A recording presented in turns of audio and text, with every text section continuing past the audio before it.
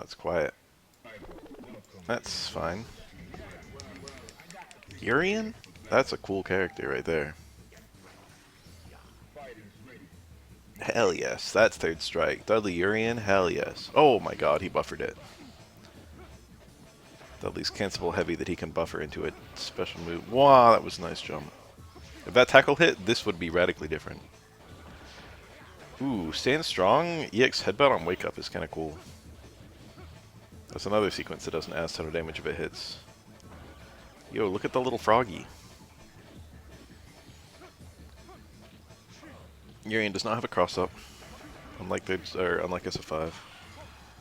If he had a cross up, he would be such a good character in this game. He's already pretty good. He's already like a sleeper high tier. Wow, he waited a long fucking time. That ended up being like a perfect mirror, but he didn't believe in it. I think Crouch Fierce would have comboed there, but he was afraid that the hits of the mirror would be far enough apart that blocking would be possible. And then the Crouch Fierce would have been bad. Nice, this game is really fun. Two of the most fun characters in the game are on the screen right now. Oh, he's cooked. Most supers do like no dizzy. This is still winnable for Urian, but it's horrible. Dudley even tech there. If Urian could get a back throw there, which of course was not very likely, it was not even like a great situation. Ibuki's fun. I say one Ibuki is standard. All of Ibuki's supers work, but one is almost certainly the best. Okay. Ibuki has so many options to kind of attack safely, where even if she gets parried, she's kind of okay. Kunai is a fine example of that. Her overhead is pretty slow, but even if you parry it, it's difficult to get a punish on her. Oh, that was nice. Good little jumping combo. Towards Roundhouse is a good poke. Ooh, that's not a good poke. The range is really nice. Bigger than almost everything else Ibuki has. But it's kind of slow and very vulnerable to parry. Okay, nice and safe. She wants that SA1. She's got to build it. She's got to whiff normals. It's not easy. There it is. With SA1, she just needs a little teeny bit of damage. More than that. Oh, that was nice, though. That down parry was clutch. If Dudley hit Stay in Fear, she was cooked. But he hit low roundhouse. Universal overhead, and she got the jump in on a grounded opponent. Oh, brutal. SF4 mix-ups. Oh, no, no, no, no, no, no, no.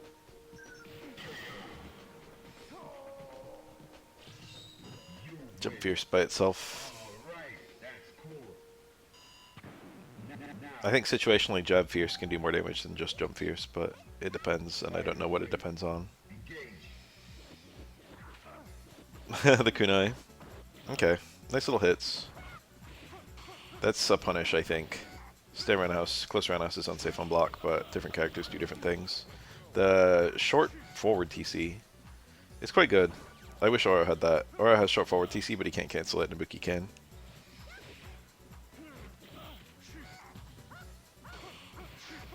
Okay. This probably kills her. Embarrassing HP bar.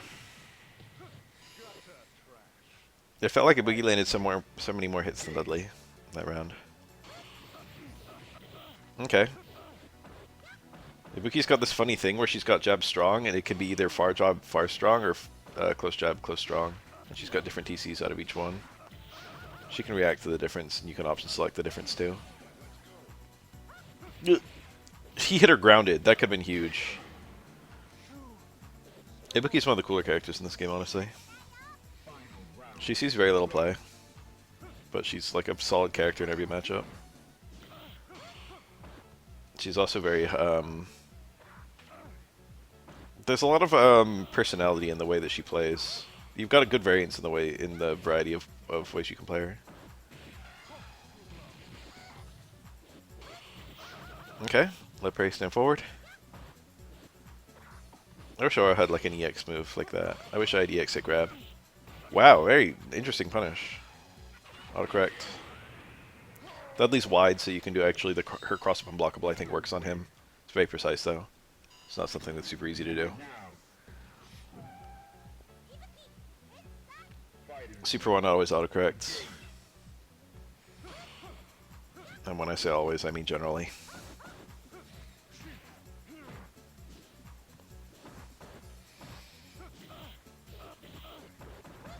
That hit like a ducking.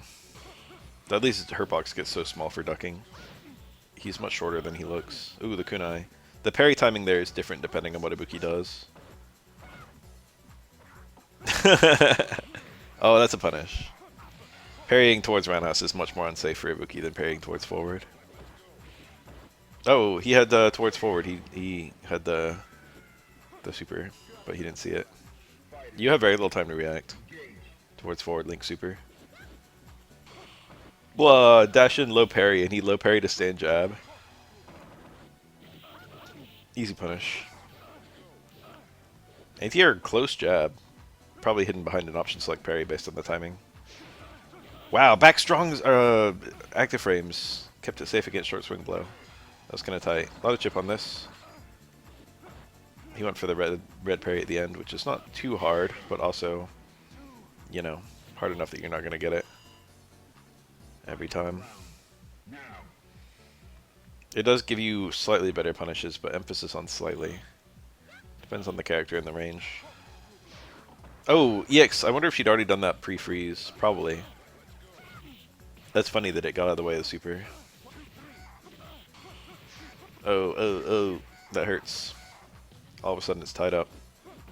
He was so early with that overhead. Oh my god. Was that even a link? I feel like that didn't link. 6 hits of it linked. It did. Her, I don't know. The animation she was in didn't look familiar to me. It's a 1-frame link, so it should only work at 1 frame. I guess I don't normally see Ibuki eat that. No roundhouse at the end? Accident or deliberate? Unclear. Okay. Interesting. She had a punish there, but it would have been a very high connect air normal, and it probably would have been minus on a hit. She didn't do it. Okay. Oh, look at that. You can OS the second parry there. Ooh, he got an accidental, probably accidental OS of the jab strong while he was trying to get the probably jab strong low roundhouse TC or something, jab strong fierce. He got the far jab far strong that caught a short swing blow. It's kind of tight. Sometimes things just work out for Ibuki. Same with Dudley though. Ooh, that dizzy bar is looking kind of tall. Ibuki does occasionally dizzy her opponents. What game is this? Shut up.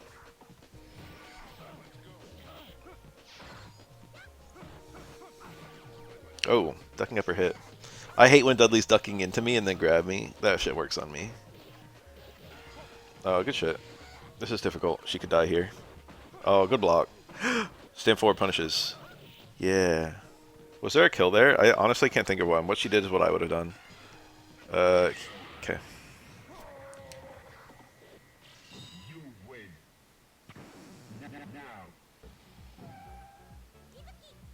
Ibuki's burst damage is pretty much limited to EX. Like, maybe he could have done stand forward, like, EX Kazekuri Super or something like that. I didn't look at his bar. Okay. I think he had enough. Ibuki's got kind of a tricky situation on wake up because her throw range is so small. It's actually very annoying for her. Oh, crouching opponent means that you get the medium spin kick follow up into the low hit. Medium Sumuji. Oh, this juggles. That actually got tons of damage. How much damage that gets depends on your opponent, depends on the height in which you get them. With Dudley, with an opponent that high, you'll pretty much get the whole super every time, I think. But certain characters can kind of fall through it. It's ugly.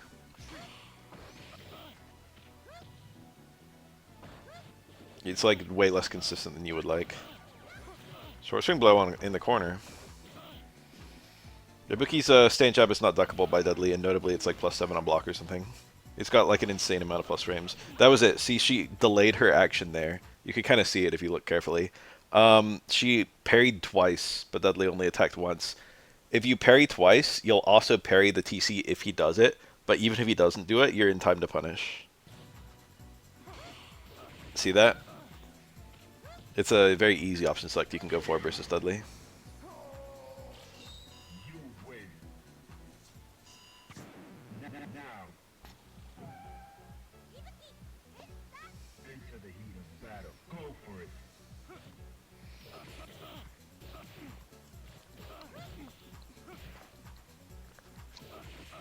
Has a big dizzy bar. Wow. Ambitious to go for the neutral jump. He was mashing fast too. He like barely didn't make it out probably. Tech bonus. He parried more than he thought she was going to keep mashing it. Probably whether she mashed or not, it would have been okay. He did get the red parry, but I don't know whether he would have been able to, you know, reliably get that whole thing. Ooh, that was nice. Perfect timing on the short swing blow. No, it's Dudley with the high dizzy. Oh, look at that. The mash grab. Rarely seen mash grab. Dudley almost always prefers to use his forward or back throw, but his neutral throw, I think, probably has higher dizzy.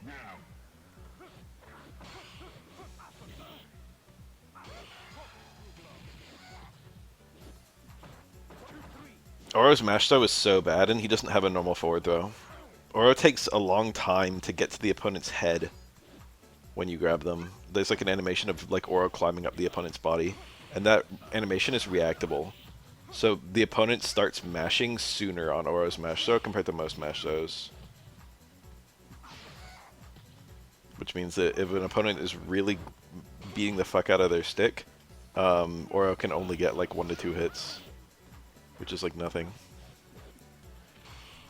Oro's mash throw is still good, but not related to its damage. It's because of the scenario it creates with like his Super 2.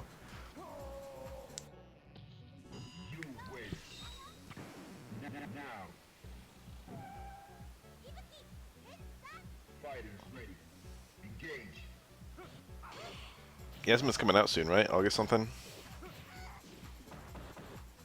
She looks good. I beat Final Fantasy VII again recently. I did it in the Discord call with one of my friends on the subject of Tifa. I forgot how good FF7 was. It's a lot shorter than I remember. I beat it in probably like 3 or 4 play sessions. I think a game being 30 hours used to be like a crazy thing to me when I was like younger. But now there are a lot of games that are like 30 hours.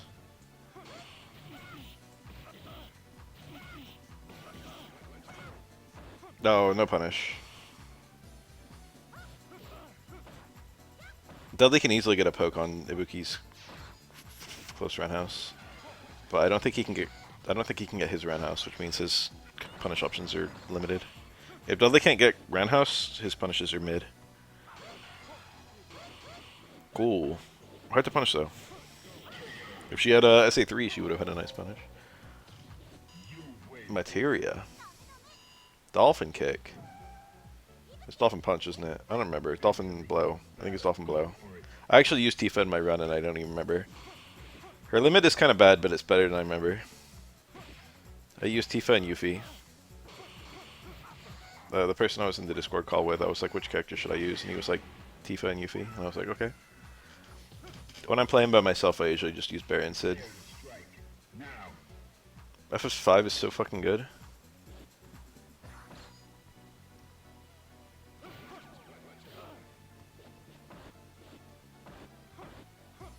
I did a stream playthrough of that recently when Pixel Remake came out, and I still want to play it again on stream because I like it so much. I did an all achievements run of it recently for retro achievements, and it has one of the best retro achievement sets I've ever played. The retro achievements pretty much every boss in FF5 has some kind of exploit to it. There's only a few bosses in the game that don't, like X-Death, the original X-Death. And probably there is some way of doing like mix hero drink or whatever. Dark Spark. And getting some kind of level 5 death on him. But you kind of just use like regular ordinary strats versus him. Rapid fire. I think when he gets low HP he starts using all the August spells, so you can just use Carbuncle, which you get in his tower. And then Golem, who you get a little bit earlier, is really good against him because it eats up all his physical attacks. Haste Ga, summons. You just use like regular strats. Oof.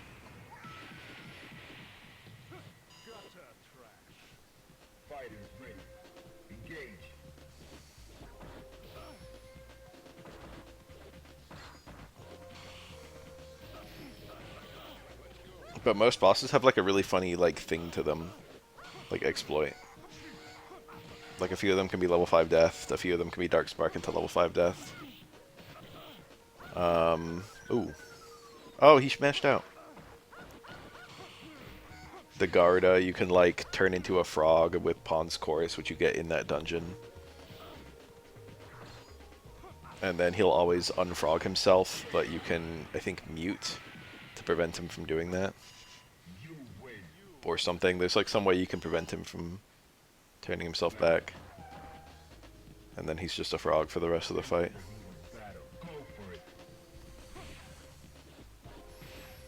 Mute is a really cool spell that most people don't touch.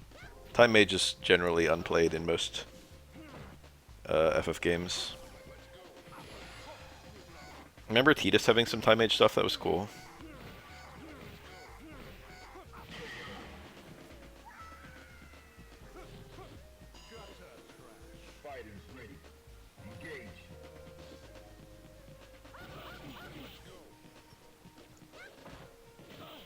Mute is like silence, but mute works on the whole field. It prevents everyone on your player side and also the enemy side from using any magic at all, and it lasts the entire fight. Which is really insane for some particular fights. But one thing kind of notable about it is that it doesn't block blue magic.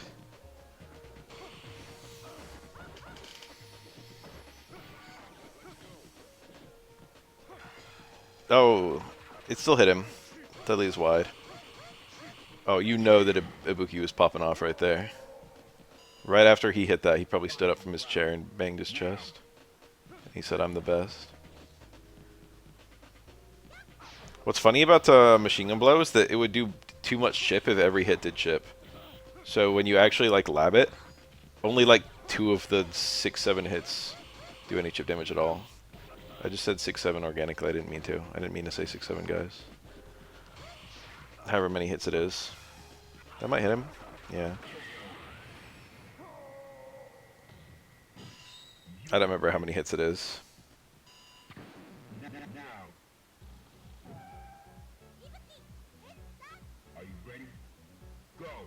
Somewhere around there. It probably depends on the version. It's probably like 5.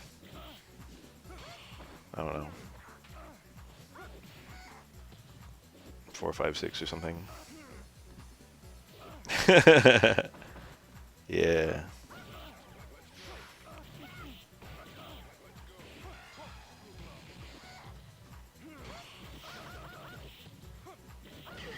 Ooh.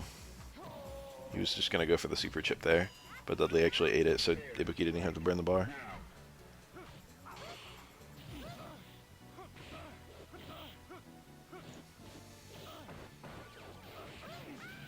Wow, the neckbreaker combo. Rarely seen in this game. Oh, neckbreaker hit meaty there. It's actually, I think it's still minus, but it's a lot harder to punish. It's much more tricky when it hits deep like that. It's quite surprising if you're not ready for it. If you've got like some punish you normally go for that's like maybe slower, she could own you for it. Parry you or beat your attack or something. I don't know if it can actually be plus though. I don't think so. Another neckbreaker.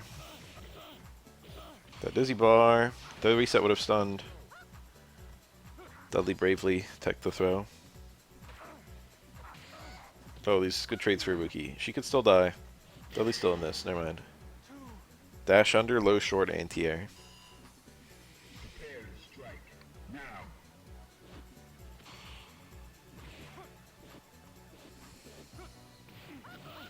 Bar fierce cancel.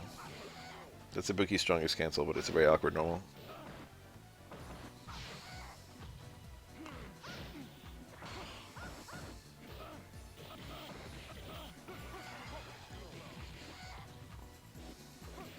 Oh, see, she did walk in. She did parry there, and then went for the throw. It was OS parry throw, and her throw range was so small that Dudley was just out of it. Big problem for Ibuki. She's got the smallest throw range in the whole game.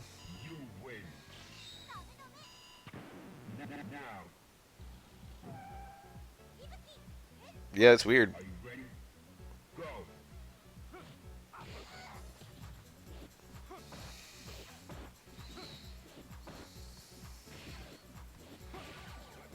Nice early medium kick, anti-air. Oh, no TC. Wow. Oh, it's hard to punish that. He got the deadly to burn the bar.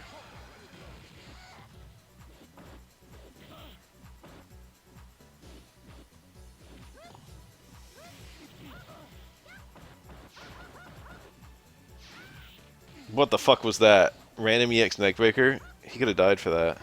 The Boogie players love that sequence. They love the far fierce into light. What's the name of that move? Hien.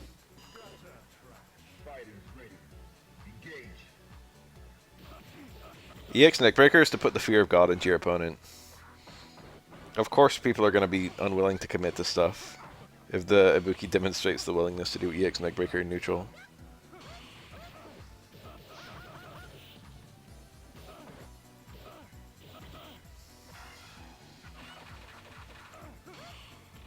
Yeah, really hard to stop an Ibuki from doing stuff like that.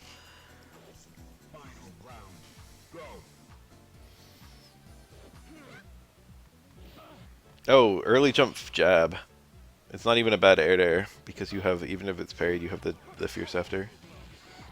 That is parryable. Also, he missed the damaging hit. The slide was kind of cool there. Oh, what nice punish actually. Never house, never house. Still winnable for either player. I think Dudley's probably usually got it. She did OS parry after the super. Dudley didn't commit. Ibuki probably had jump in for the kill there. Looked like Dudley wasn't ready. Probably Ibuki's favorite at this point. Yep.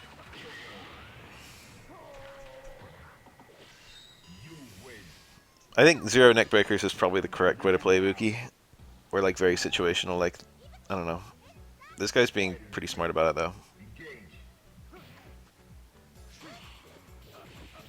Even parried, there was no punish there. Favorite super in the game mechanically?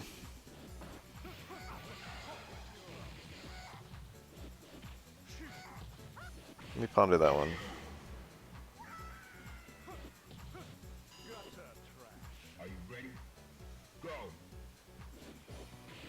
Genei and Tengu Stones both come to mind. And Mirror. Generally, I like the thoughtful supers more. I can't lie, I did immediately think of Denjin.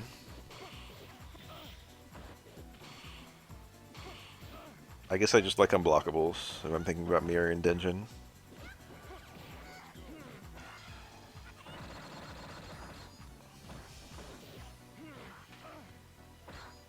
Favorite super in the game mechanically?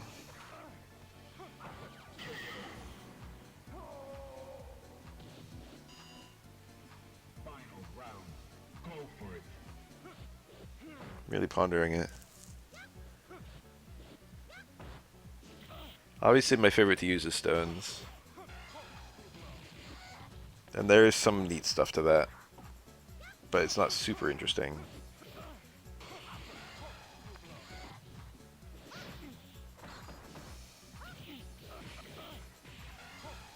KKZ is epic.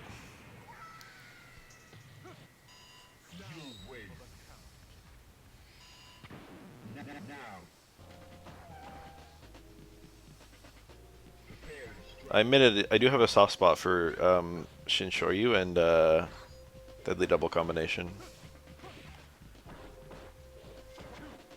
Just like, you know, land a parry, land your huge fucking hit. They're not that interesting mechanically, although it is kind of fun having like this huge launch and then like a weirdly timed juggle.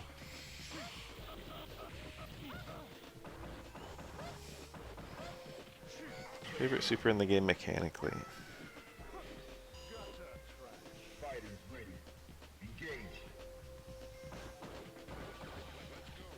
Yeah, I'm gonna have to say Tengu Stone.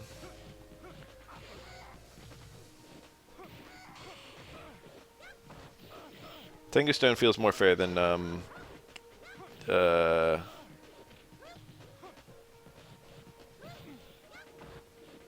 Genei because the meteor's longer, and you don't have some of the very silly stuff you can do with it. Plus, it's not as good in neutral, although it is quite good in neutral.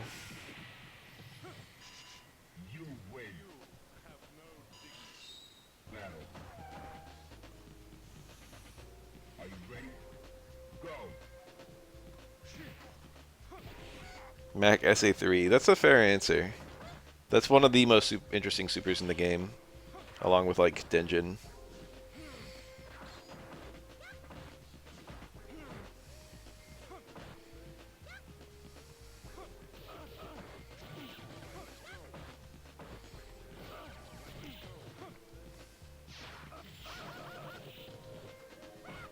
Whoa.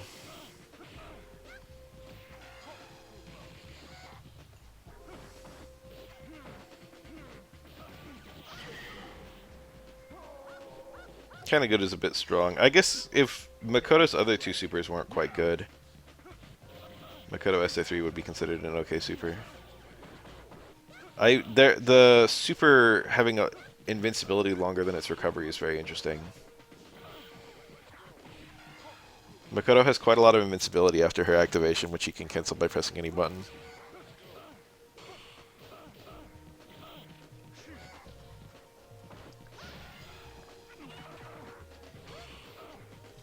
There's really nothing like that in this game, or almost any other Street Fighter title.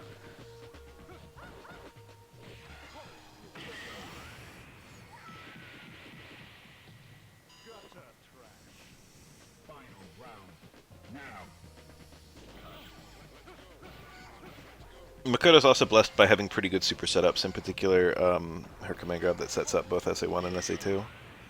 Wow, that was fast. 7-second round. Third strike seconds are pretty quick as well.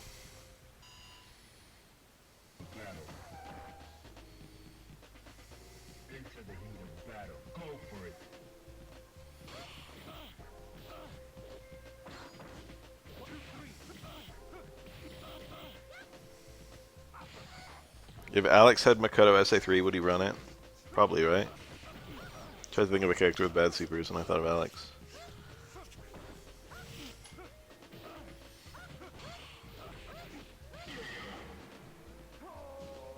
Alex with Makoto SA3 would actually be pretty good.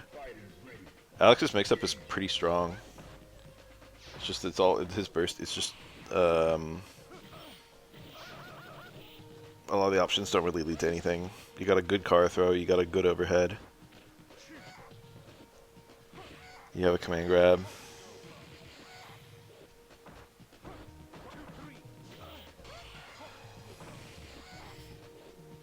The damage of the individual hits is pretty good, but it's combo unfriendly. Good jump.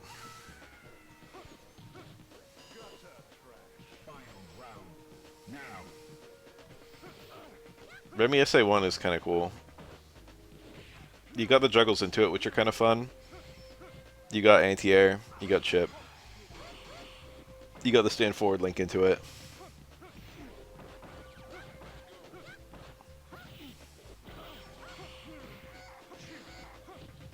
It's not a bad super at all as they go. I think a lot of characters would run it. I think if Alex said Remy Super 1, it would be his main super. That'd be a funny one for Alex.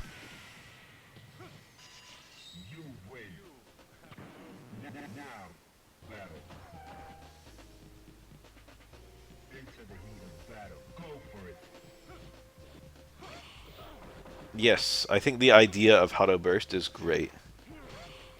Hi. Oh yes, Barbar the elephant.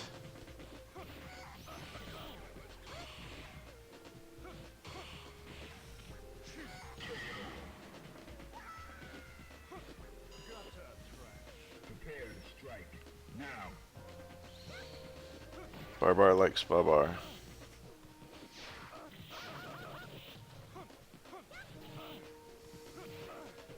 Anti-air down fierce.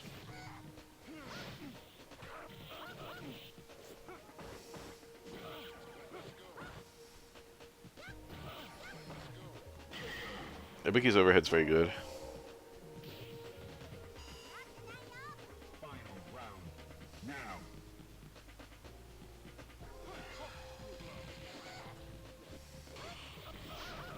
Wake up low parry.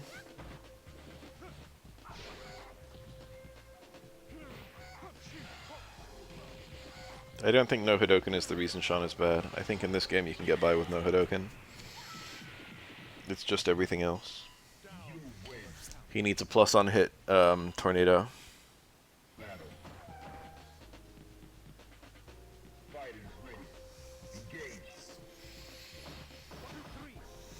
And a DP with actual range.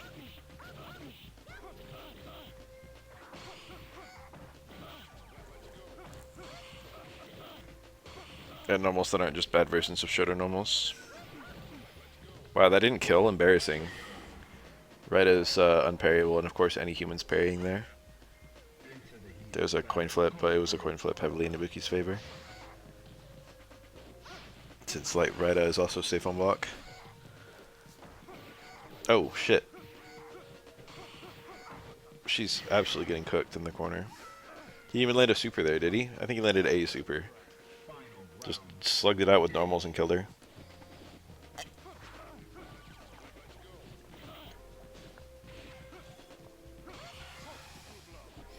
That didn't even hit. Biggest nerf in SF history. It's probably up there. Top tier to bottom tier is quite a fall. I can't think of a bigger one.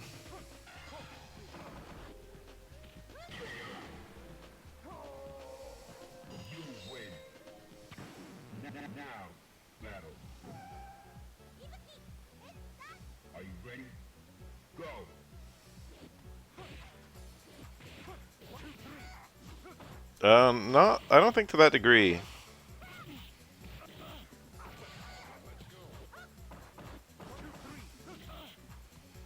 A lot of the characters that were busted in the early versions of SF2 are still busted in the later versions. Like, I think Vega's good in all of them.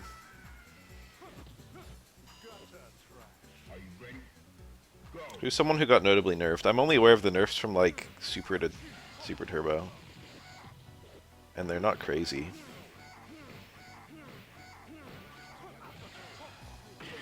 T-Hawk is notoriously better in his Super version than his Super Turbo version. That's why people run Old Hawk.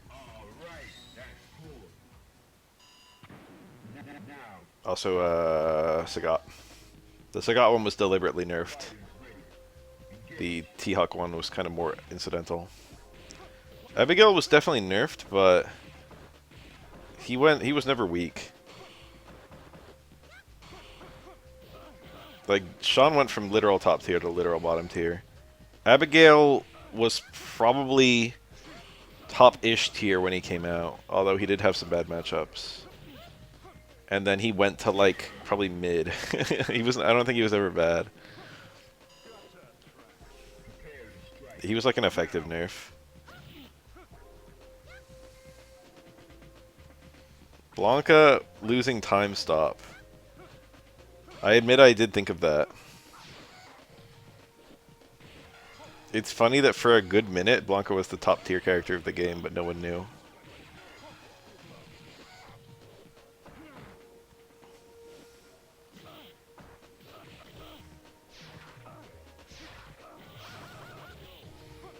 Oh, it's tricky. Scary, scary. Ibuki has no super. Wow! Wow, that was clutch. Air parry into air throw. SF5 is actually peak by Championship Edition. Like, all the balance is really coming together. There's a ton of characters in the game. You got the double V skill and the double V trigger on everyone, so there's good variety in which each character can be played.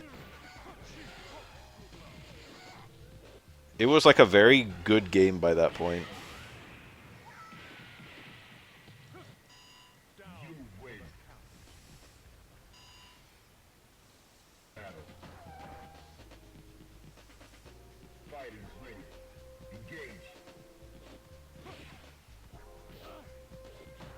I liked SF5 for its whole lifespan, if I'm being honest. I liked it even at launch.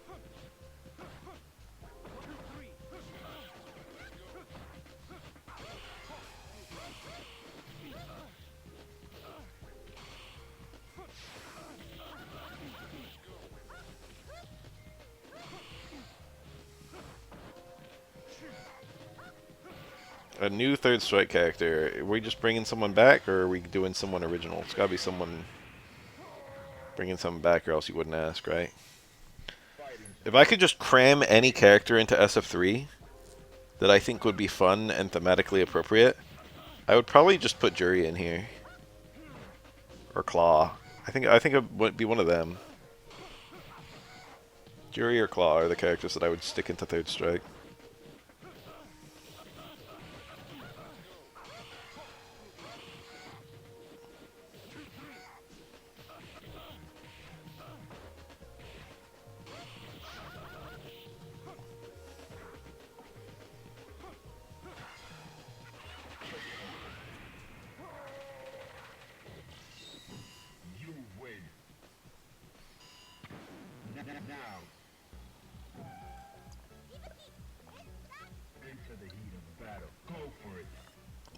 Claw on a parry game would be neat.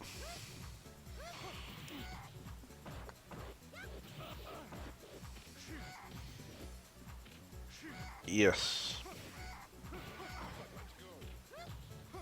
SF6 newcomer in SF3. Let me ponder that. I don't want to see Marisa in this game. Manon would be, I don't know, not very interesting. Lily would be kind of cool. I'd be down for some Lily. Third strike Lily. Jamie would be great. Luke would be great. Either of the SF6 versions of those characters would be excellent. In 3. That'd be very interesting, rather. Aki would be great, yeah. Third strike Aki would be a lot of fun.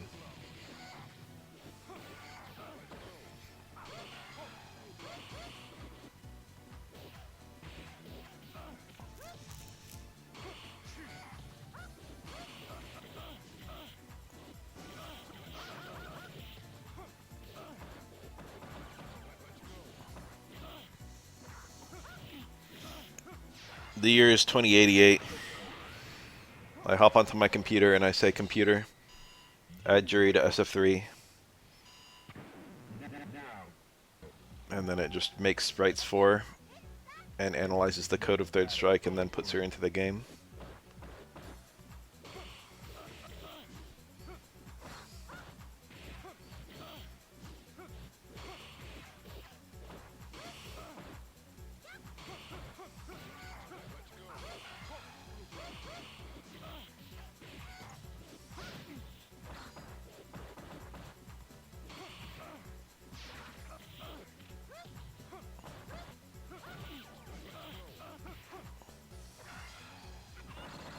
Computer, would it be possible to generate a nude Tane?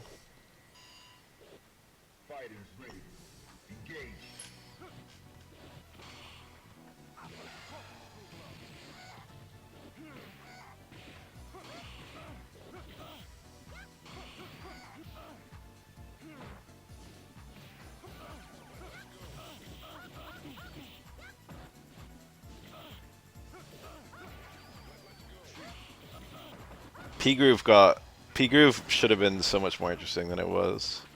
CVS3 with a proper P-Groove.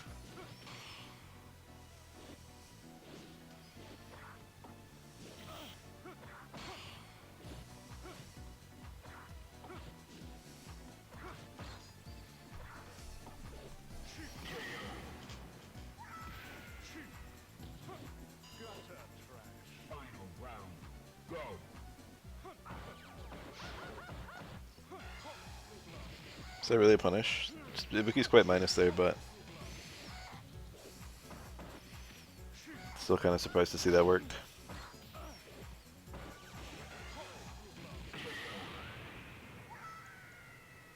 See, that's great. Special super on P-Groove is a good idea. I didn't know that was a thing.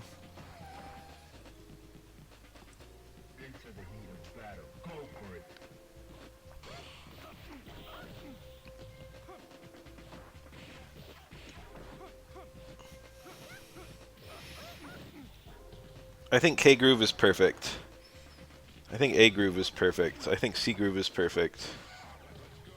I admit I'm a fan of N-Groove. But S-Groove and P-Groove, I think we all know.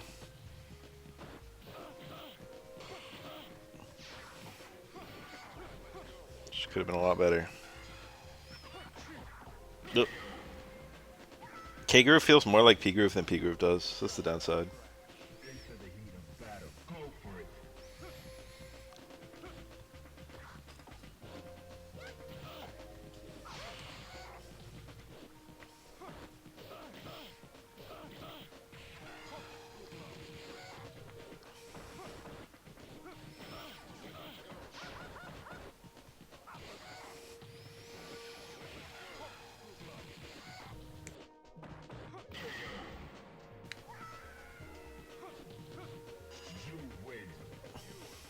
Don't you have more health than Exism? Or do you? I think you have the same health than Exism. You lose the ability to air block. You have a larger guard bar.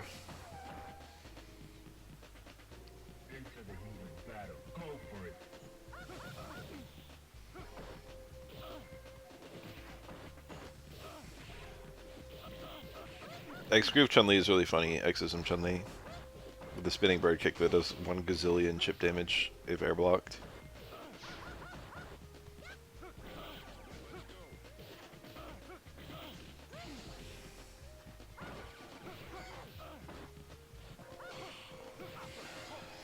I didn't think your ism affected your health. I'm surprised.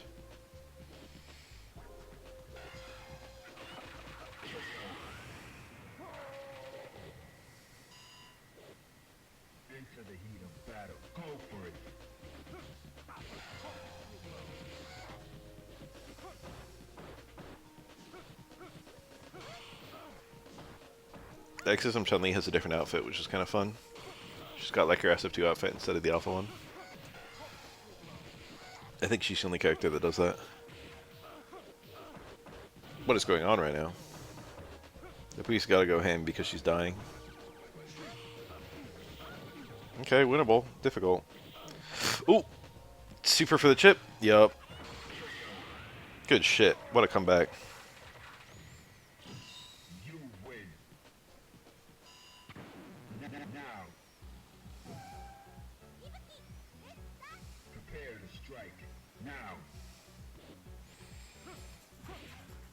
The Dreamcast was nice. I had one. Actually, I have one. Present tense. I don't have that many games for it. I think I still have a copy of Phantasy Star Online version 2 somewhere. I think I have Marvel 1.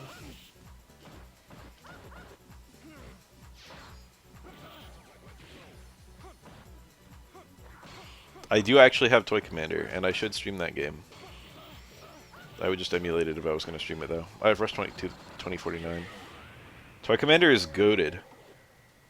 It's funny to see that one get brought up. It's a great game. But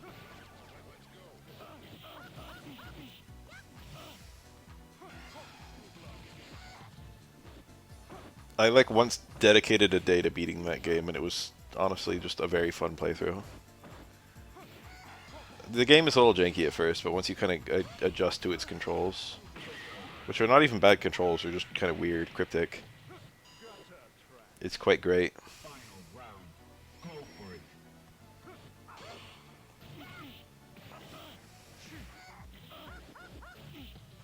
Wow. With unmashed, this is safe. Dudley parried. If Ibuki gets a very low unmashed super, then even on a cornered opponent who isn't pushed back, she's still okay. Oof. That actually did no damage at all. Did that chip on the first hit? Looks like it. Yeah. That's really hard. That's a hard red parry. Sometimes impossible, I think.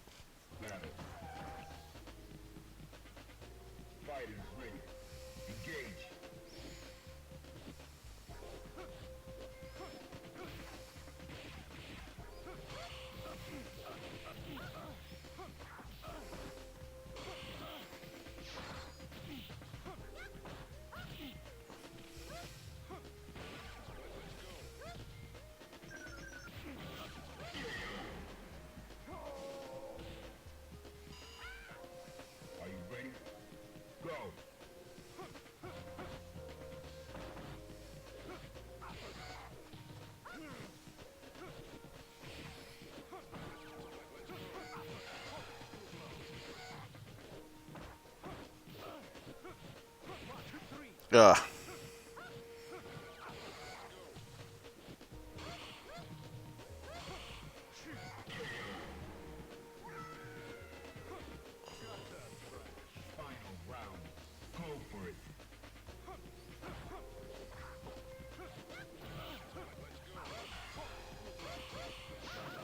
Oh, what a punish. It actually wasn't that good.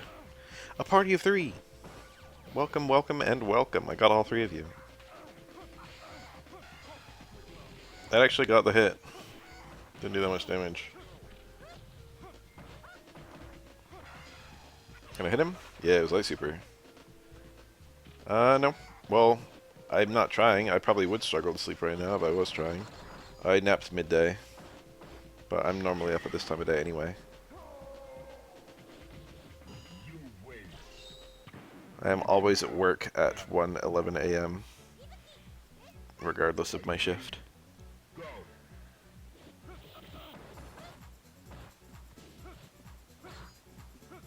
In any other Street Fighter title, they would just make Jab Strong Fierce unsafe. Everyone hates my shift. I like my shift. Anytime I describe it, everyone's always like, oh my god, that sounds terrible. And it's just like, no, it's fine. See, all the terrible things that happen as an X-ray tech happen, like, in the morning and maybe mid-afternoon. Like, I don't want to do I don't want to do the barium enema.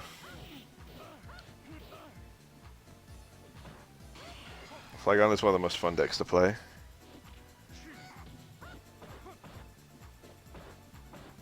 The counterplay to a Flygon deck is completely different than any other deck. Wow. EX Neckbreaker neutral. Again. Universal Overhead is quite a good button in that context.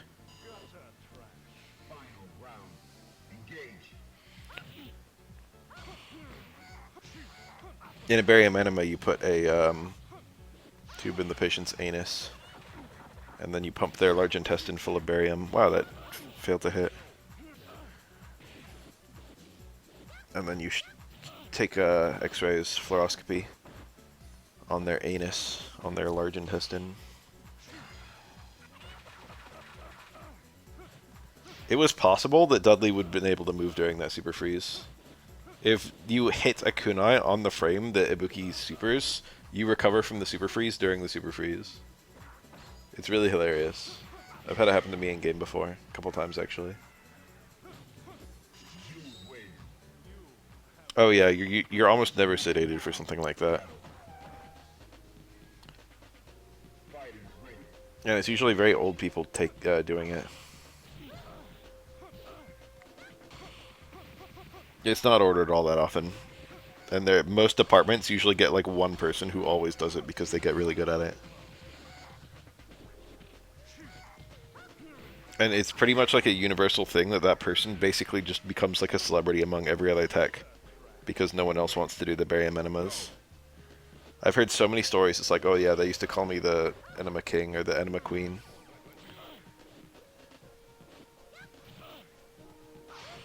The ass master.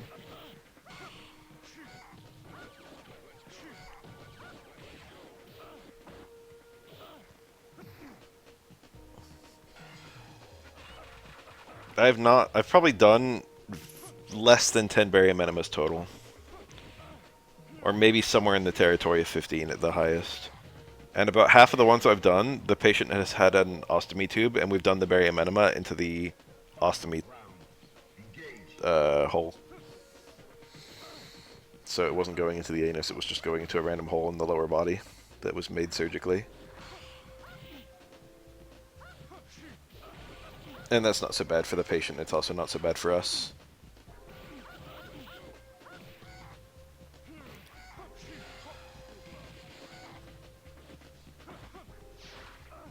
I think all told, I've only tipped a patient probably like twice. That's, you know, what they call it, inserting the enema. It's quite heavy, it's quite dense. It's harmless, it's not dangerous like lead. It's liquid. At room temperature. It's not like pure barium, I don't think. Tip the patient, it's real.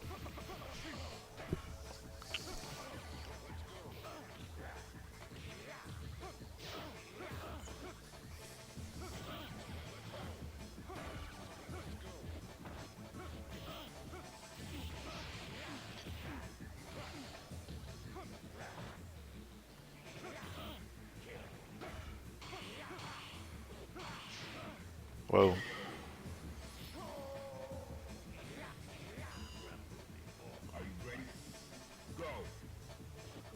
I'm gonna be real with you guys. Well, I don't. I like never eat at restaurants anymore.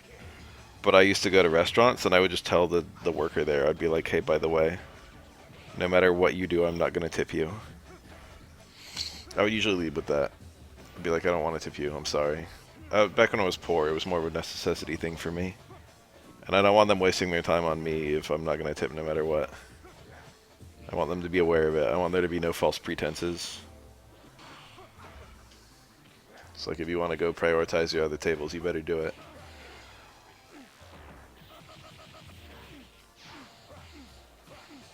I haven't done that in a minute. Rarely do I eat out, and when I do eat out these days, I do usually just tip them. It's such a stupid culture thing.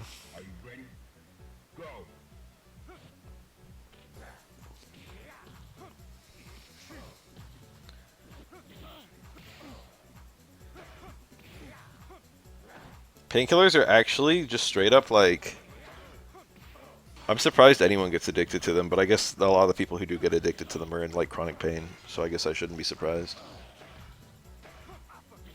I was given codeine and it felt like nothing with my kidney stone. I was like, people are addicted to this? Yeah, exactly, that's what I'm saying. A lot of painkillers are like that. He didn't go for the red.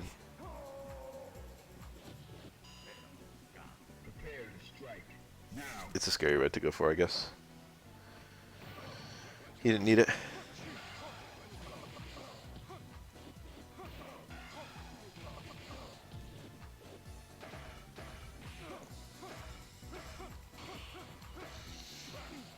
You guys want some drama?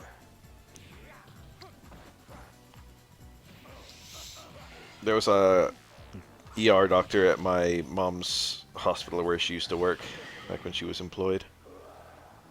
And there was a doctor who used to work there who was in his probably 60s, I would say. And he had a girlfriend who was in her like 30s. And she was an addict, and she would like... I think there was like rumors that he was like getting her drugs when she needed them or whatever. And she used to like come into the ER and like scream. And like, you know, get into fights with him when he was working.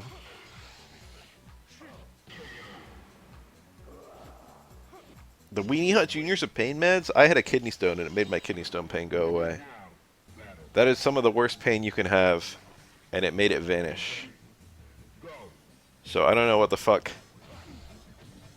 I don't know how bad it has to get. Didn't feel like Weenie Hut Jr. to me.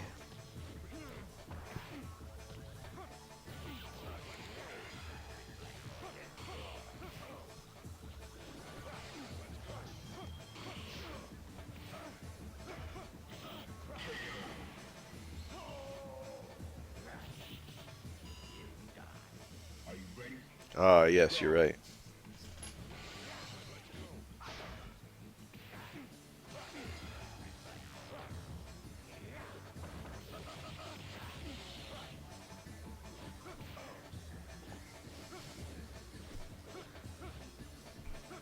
I tweeted about this a while back.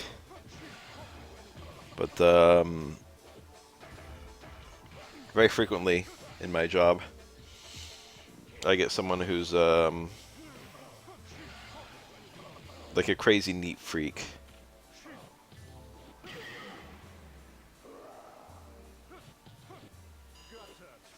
Like, can I get some glove? Can you give me some spare gloves? I want to wear gloves while I'm in here, kind of thing.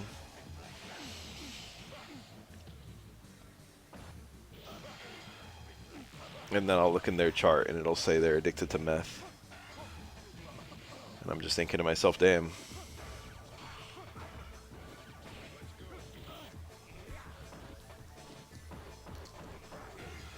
Do they know where the meth has been?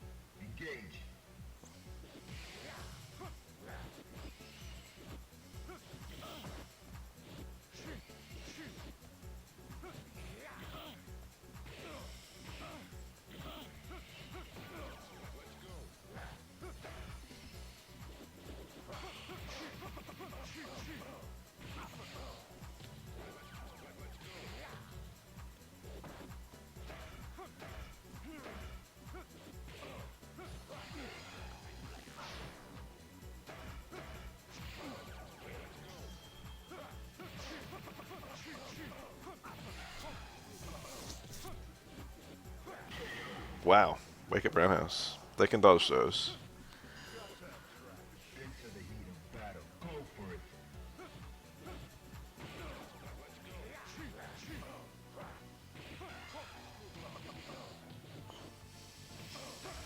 For the record, it often is anxiety, which is why doctors say that.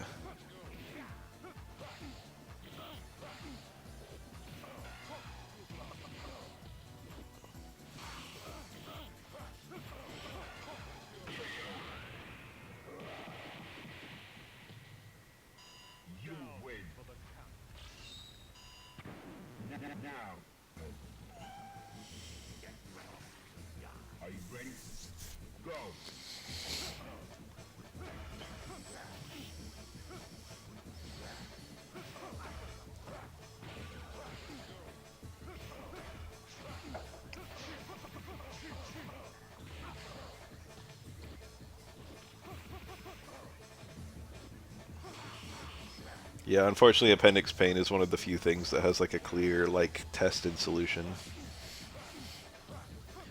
Abdominal pain is one of the hardest things to verify. Like, both to prove that you actually have it or not, and to treat it. And because of that, it's the main one that addicts use. Or not just addicts, but like you could be homeless and just want like a room for the night kind of thing. So you just go into an ER and you say, I'm having like abdominal pain, and they can't prove anything. They don't know whether you are or not. And even if they, like, you know, they just give you a bed for a while, and if you can't pay, then it's free.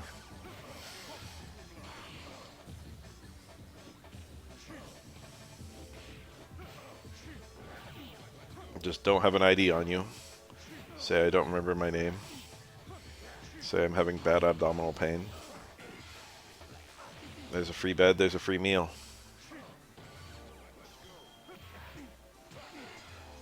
Yeah, it sucks for all the people who have, like, you know, very hard to diagnose things. But oftentimes in the ER as well, is they'll try and treat your symptoms, you know. It's hard to do much more than that sometimes.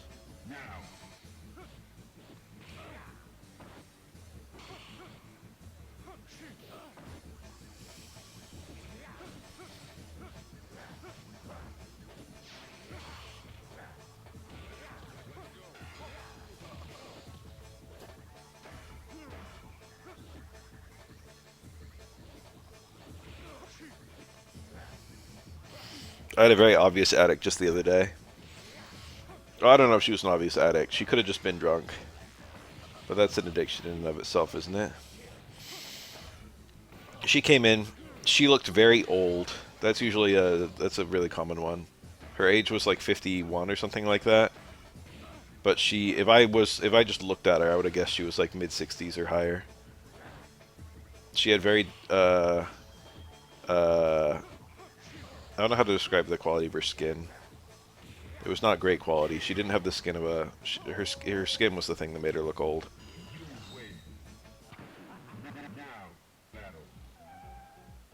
And not just that it was wrinkly, that it was kind of like dry looking, I guess.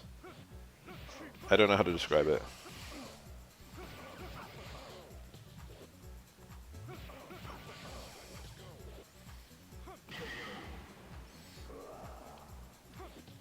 Anyway, she was laughing nervously non-stop all the time I was like talking with her. She's here for a hand x-ray. And I'm like, you know, what happened? And she's like, oh, I dropped something on it, you know. No, my luck, it's probably fractured, haha. She was like laughing constantly, and she's moving the hand around quite emphatically, which makes me like kind of wonder, like, if, you know, like, technically to move your hand around, it's not very telling because there's no actual pressure happening to your hand, you know. If you've got like a broken shoulder, you can't really do anything with the whole arm, but if you've got a broken hand, you can still move the arm to move the hand. So there's no pressure happening to the hand per se.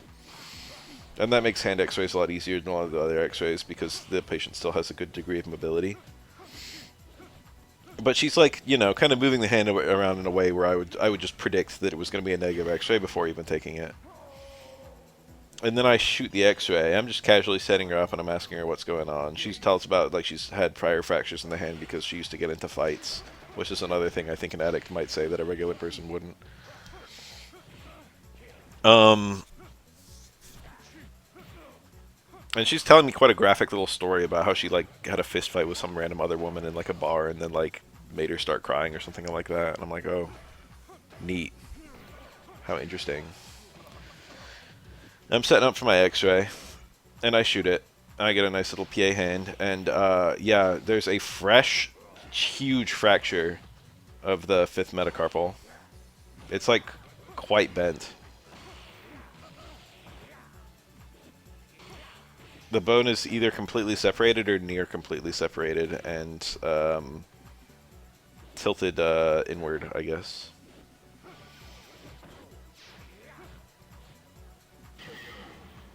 And she's just moving it around. She doesn't seem to be in any pain. And she's moving her hand around like fine for the x-rays. And there's just like a giant fresh fracture with a near full bone split. I was just like, huh. And she's like, oh, it's probably fractured, isn't it? And I was like, well, you know, yes, it's the pinky one. It's inside the hand. The metacarpals are like the main bones of the palm, basically. If you feel your palm, you're feeling the metacarpals. Boxer's fracture is related to that, but this one was not a boxer's fracture. It was a mid-shaft fracture. The boxer's fracture does involve the fifth metacarpal, though.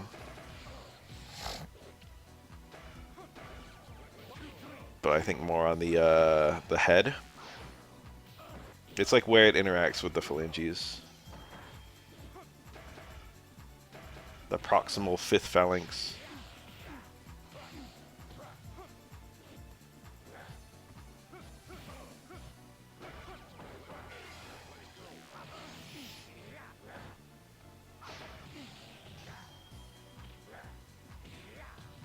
Her story of how she hurt the hand was very vague, and she didn't elaborate. She just said, drop something on it. Didn't say what the something was. Normally when I ask something like that, people give me way too many details, so it's kind of unusual for someone to give me none.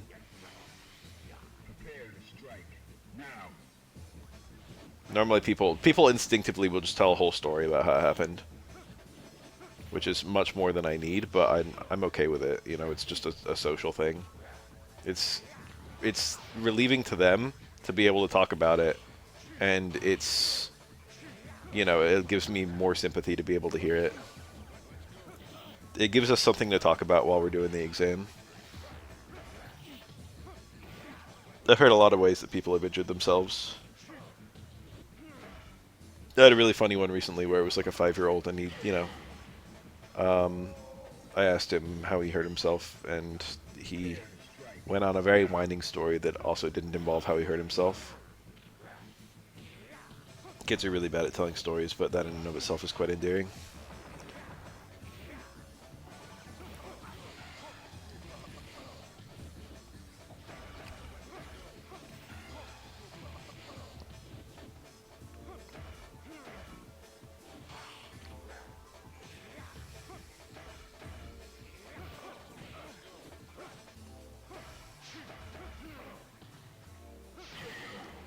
If I ask a kid how he hurt himself, there's basically two things that can happen.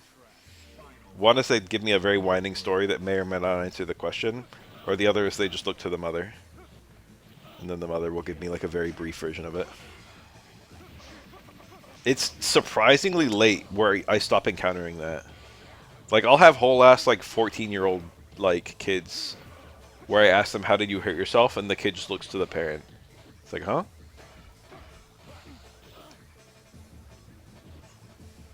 You're 14. You should know.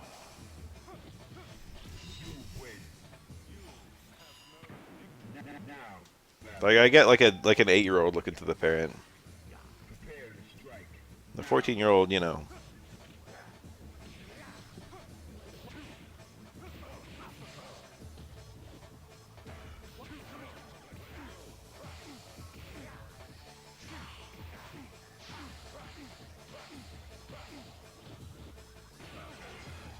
Oh, this is brutal. Bro got mixed. The late low. People usually block low then high. There's no usual block for a mirror. Like, people are pretty good about being random about it. But low then high is very tempting because the low hits Yuri and has her fast, and the overhead hits he has her slower. So a delayed low is a nice option for Yuri, surprisingly.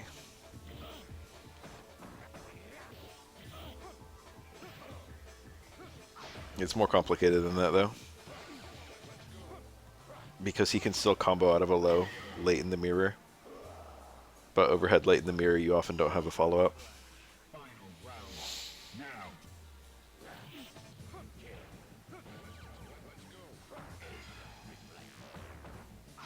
Decent mirror. Successfully challenged.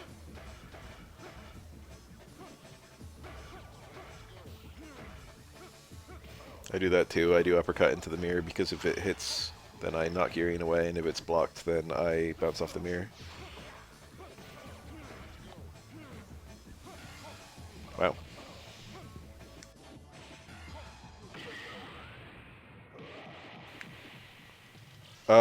No, I don't think so. I have become very aware of how I cut fruit based on watching injuries. I have good knife technique. You don't cut towards your body, and you try not to, you know, there's certain things where it's like, yeah, don't stab something you're holding in your palm, you know?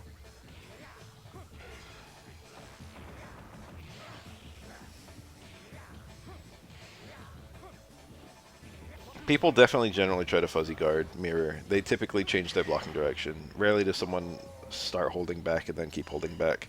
And rarely do they start holding down back and keep holding down back. So oftentimes as the Urian player, you can watch which way they're initially blocking and then hit them that way. Which is kind of funny.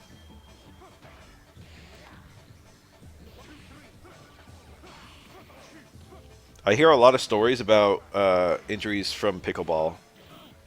That's a really common one. That's probably the sport that hurts people the most, ironically.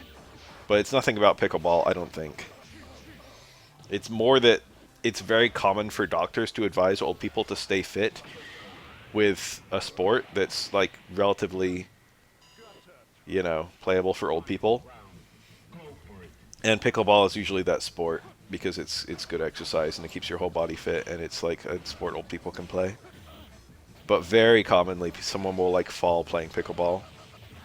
So constantly I get someone who's in, like, their 70s. It's, like, the only sport that most old people play, so that can reasonably lead to them being hurt.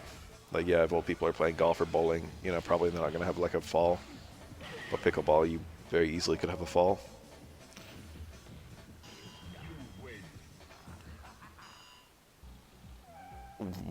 I've heard people joke in my job that pickleball is a psyop to kill off old people. Old people are too taxing on our system. If they play pickleball, they break their hip, and then their life expectancy will go way down.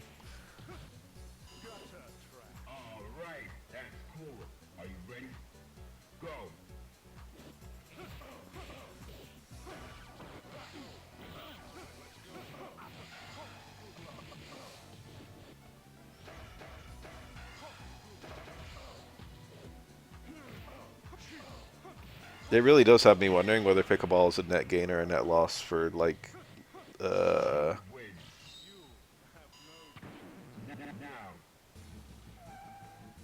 life expectancy.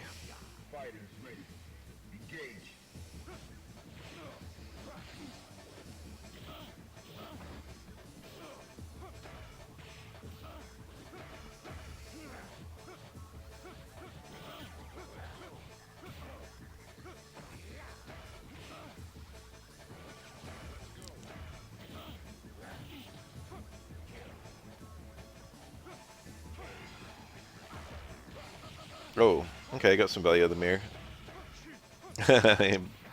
He punched it. It didn't chip. All right. Inflatable hamster balls. That is a sport. It's called, like, zooming or something. It has some ridiculous name. I don't think it's a sport per se, but it's a physical activity.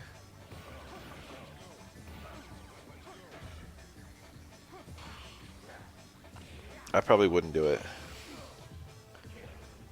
if I'm being honest.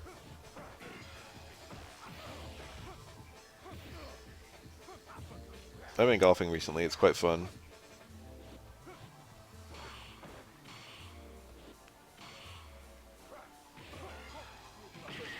I'm not great at it, but I have a good time anyway.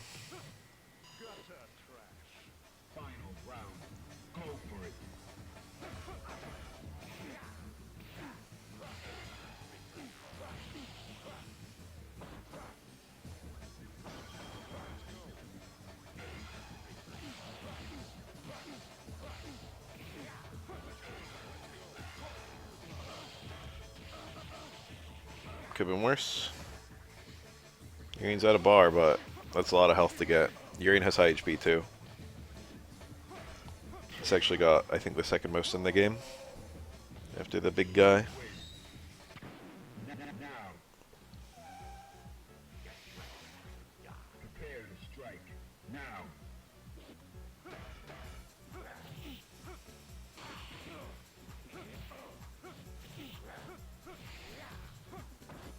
The cross through.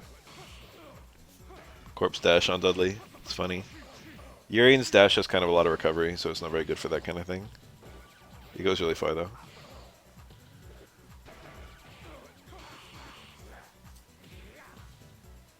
Wrestling would probably be absolutely one of the worst things you could possibly do as an old person, by the way, because of osteoporosis. It would be very easy to just break a bone in like any hold.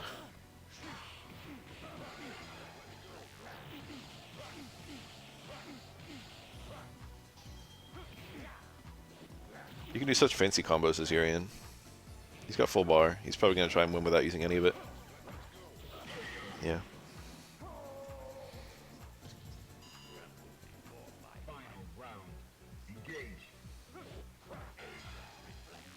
One mirror just to get the opponent into the corner, and then the next mirror once they're in the corner. Very common. Oh, EX tackle would have been clutch there. Oh, this is so much meter for Urian too. This is brutal. What a low parry and uppercut. That was great. Yeah, water sports would be great for an old person. Swimming in general. Swimming puts a pretty even amount of pressure on your whole body without any particular thing being taxed. And it's hard to hurt yourself doing it.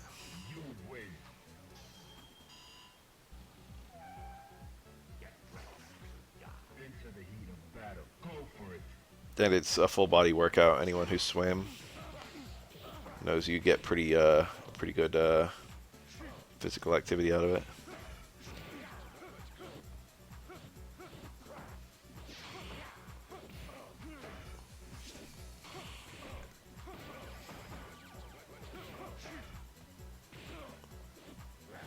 Muay Thai for old people.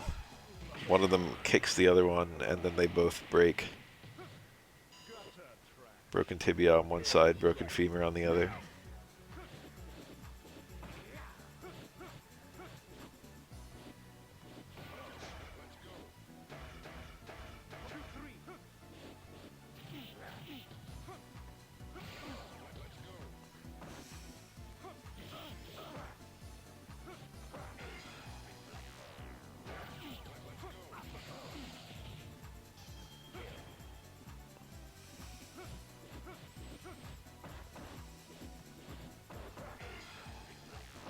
I once did a hip x-ray on a woman who worked as a dancer in a gentleman's club kind of thing.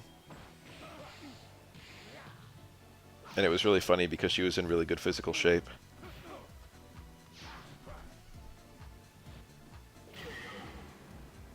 And had a pretty surprising insensitivity to the pain that she should have been in.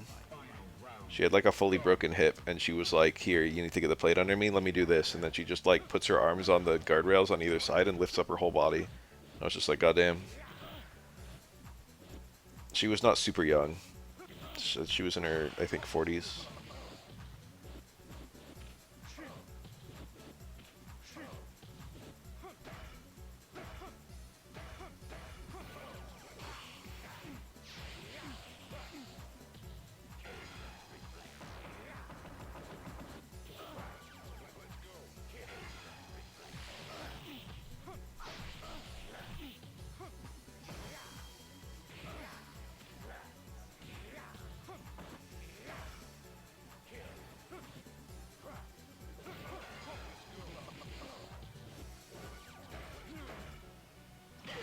Good block. Urian could have easily been killed there.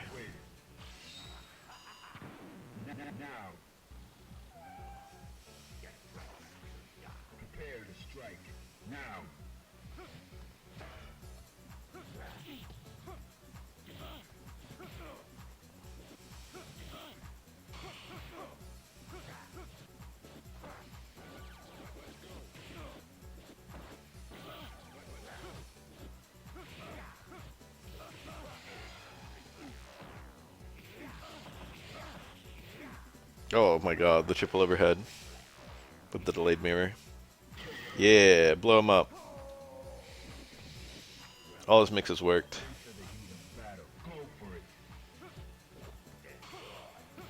Nice parry.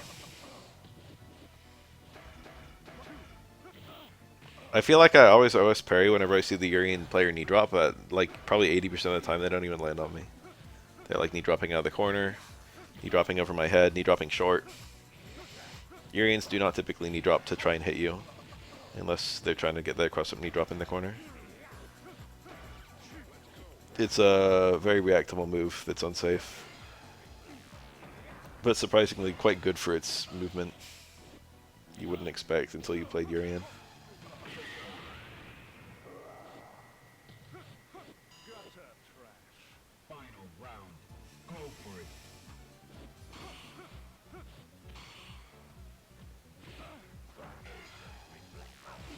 That's quite surprising you managed that. We definitely have people like struggling or moving quite frequently. And of course it's bad if they kind of move too far from where they're supposed to be. We don't want people falling out of beds or whatever.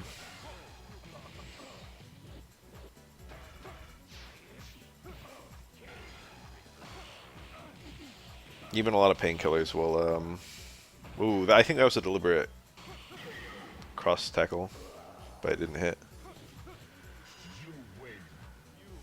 When the opponent gets air reset into mirrors repeatedly, like what happened there, if there's no parry, the juggle count is actually maintained.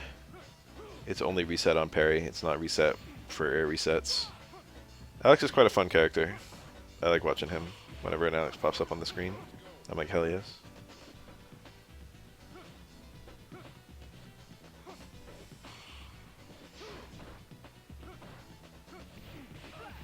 Nice.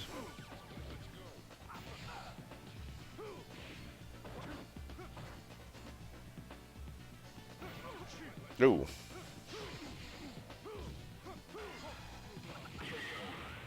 There's like shades of good things in Alex's kit. He's generally an eternal low tier, but there are some legitimate things here and there. Oof. That was still a punish on the sweep, I think. Reversal something got stuffed. Alex's reversal options are garbage other than Super 2, and actually reversal Super 2 is still garbage.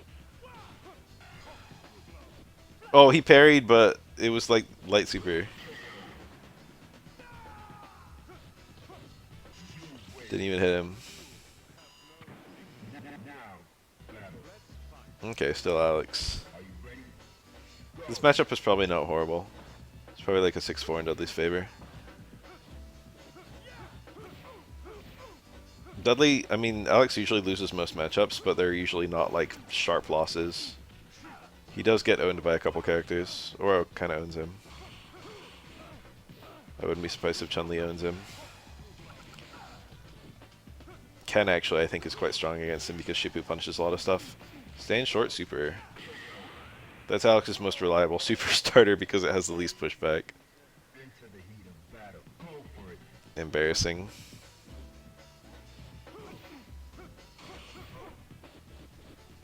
Yeah, sometimes Alex just kills you. Even in the matchups where he's bad. I think he struggles to hurt Chun-Li is one of the problems in that matchup. Her like crouch, her very low crouch, and her buttons interact favorably with his, and she just beats him up in neutral. Whoa, stomp worked. Yeah.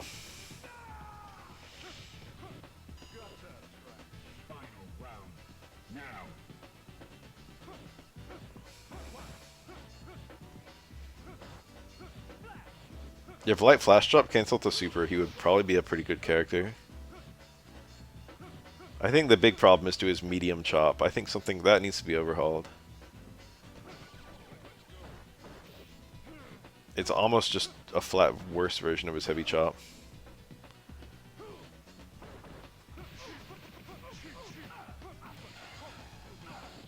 If he had like towards Fierce into medium chop as like a cancel, and then he could super cancel the medium chop, like maybe he couldn't link out of it, but he could super cancel it.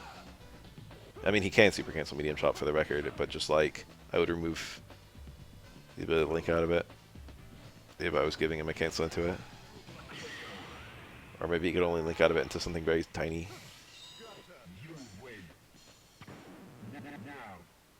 Like a super.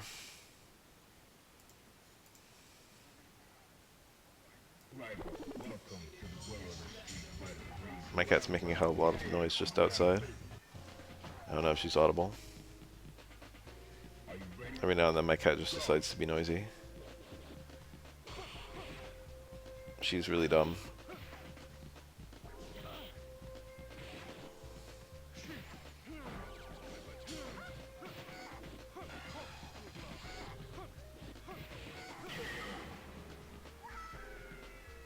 She's going at it.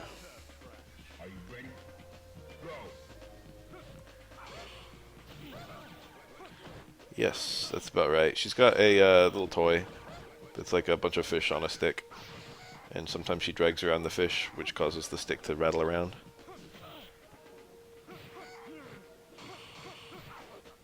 It's her favorite toy. I think she quite likes the noise it makes.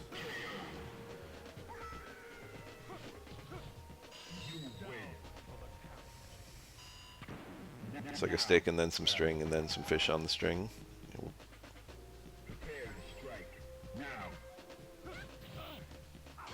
Which is really a bit silly because, you know, fish don't do that, but whatever. Could have been birds. Wow. Get the Alex back. What's this? Back to Ibuki? Ibuki's so cool. Oh, that all comboed. That only works on a few characters, at least one of them. Dudley doesn't look that tall, but his hurt box is kind of one of the... It's one of the worst hurt boxes in the game, I think. It's wide, and it's usually bad in this game to be wide. And he's got a very tall crouch, which is also usually bad.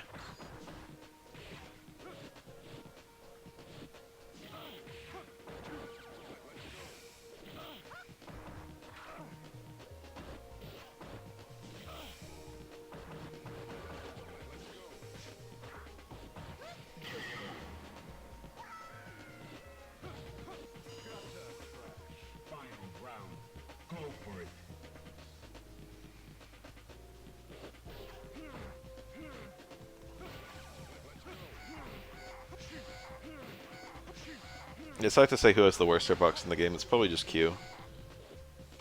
Q's really narrow, which is good. But he's very, very tall. He has a super tall standing hitbox, a super tall crouching hitbox, and he's the widest character in the game when juggled. Which is also usually bad. Dudley's also quite wide when juggling.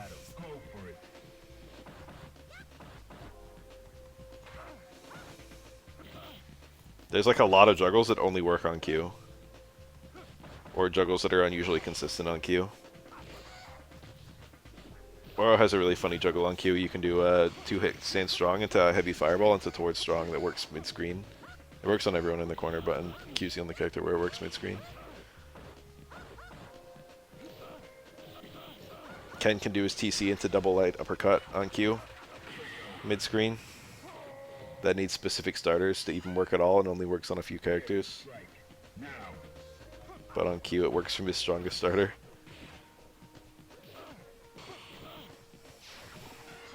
When he stops crouching, his throw box is temporarily airborne. It's a very weird mechanic. So he cannot be grabbed by normal throws, but he can be grabbed by air throws. But he has no hit invincibility. And if you hit him, he's not air reset or anything.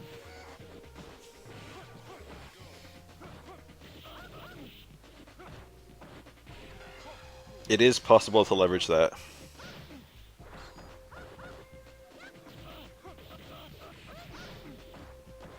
You can actually dodge those by uncrouching as Q in a real match setting. It's not easy.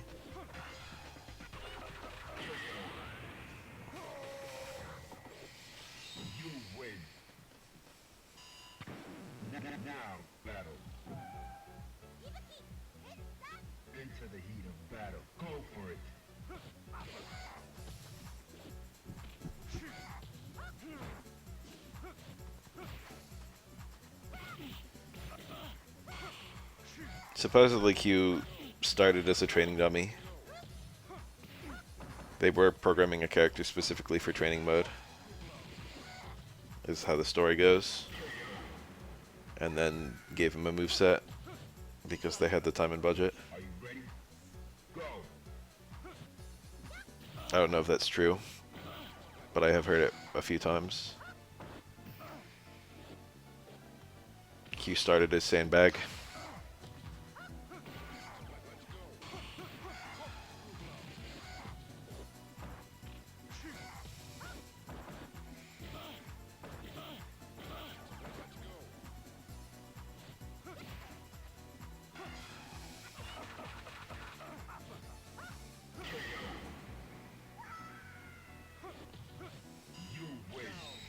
They removed a lot of jank between each game, honestly. Third Strike is the least janky Street Fighter 3 title.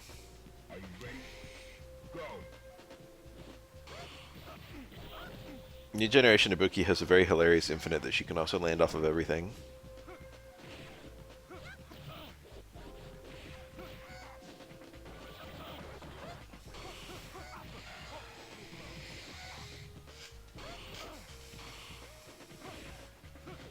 It's walking close roundhouse times infinity. She can just do it over and over until the opponent dies. It's not that hard.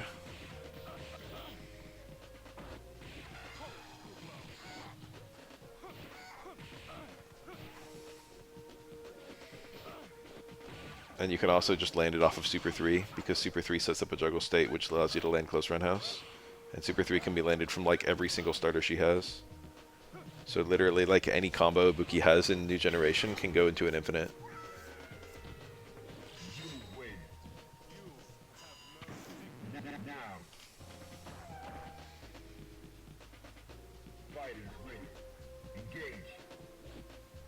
She's considered top 1 in that game alongside Yan and Yang, who are the same character. Yan and Yang do not have differences in their moveset yet, and they also have an infinite that's very easy to land. Theirs might be corner only.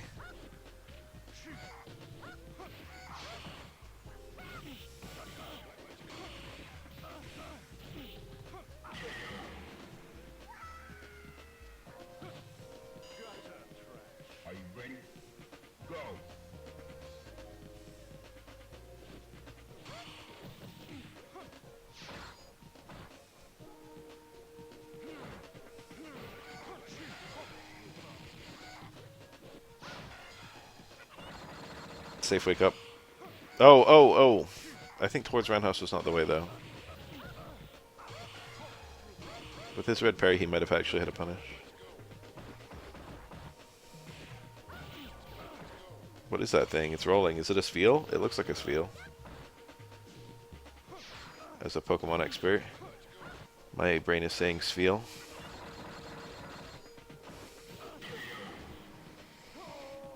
Spheal is round and would theoretically roll if rolled.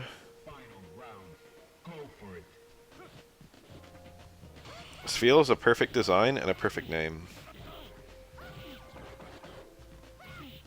Truly a 10 out of 10 Pokemon. Great Ibuki round.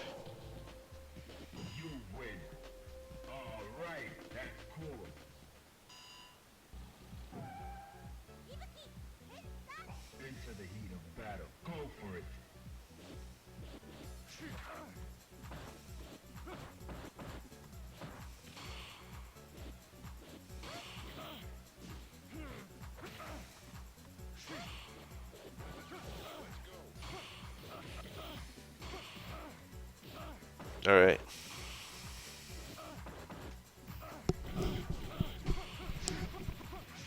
Yes.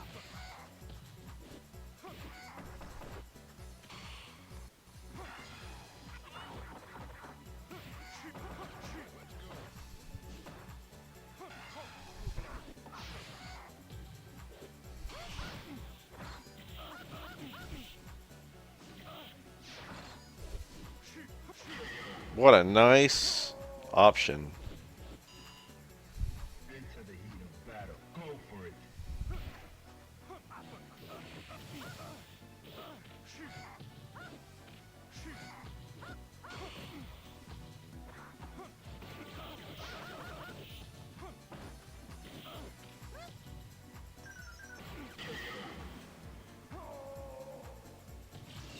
You win. Now, are you ready? Go.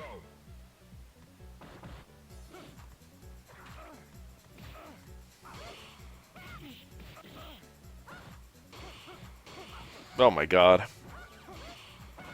Parry directly into DP was nice. Is that a punish? It might have been. Stand Fierce punishing the super. If she mashes it, it becomes a lot worse. Frames.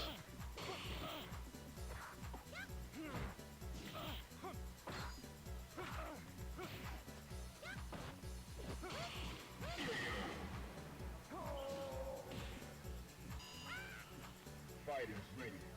Engage.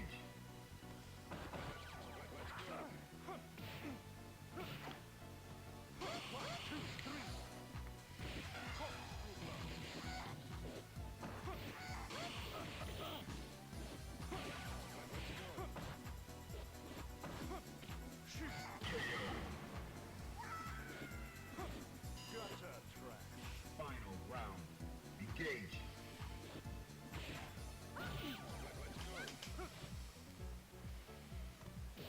Ooh. I don't know what button that is. Jump like kick, maybe. The other players often use it in air to air. Wow, it traded! Low parrying Ibuki stand jab. It's always funny whenever you see a stand jab get low parried, but they're all low parryable.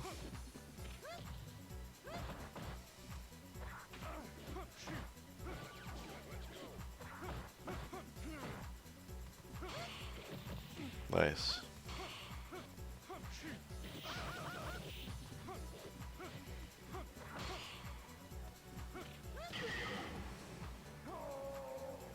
You win. Now, for battle. Standing lights and crouching punches can be parried in either direction, Prepare to strike. like universally. And when I say universally, I mean near universally. There's like the random stuff like Q, low, fierce.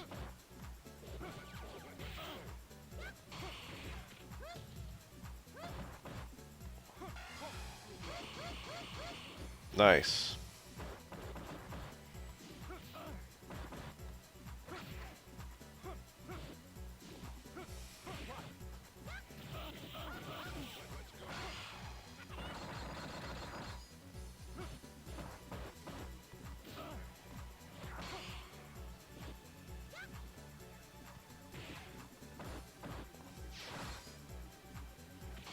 Wow, walked all the way in. Scary.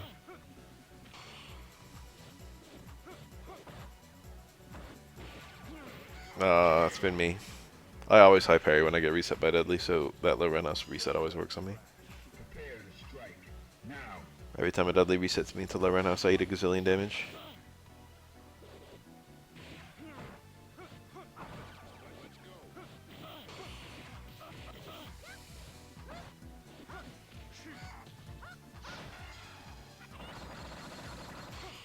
The red. He wasn't there in time. It's a good punish.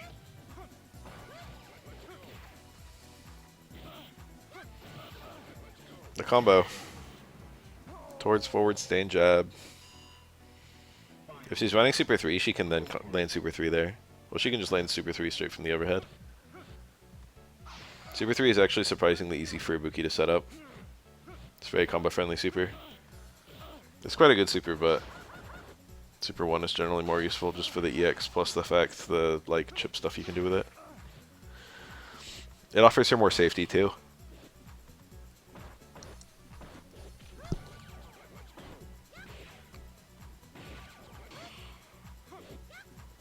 If it had multiple bars, Super 3 would probably be her best super.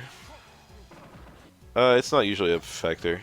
Light normals are not especially great in third strike, if I'm being honest. They're basically only used to confirm and then like tick throw. The damage of lights in this game is very low. You win. Battle. Depends on the character though. Into the heat of battle. Go for it.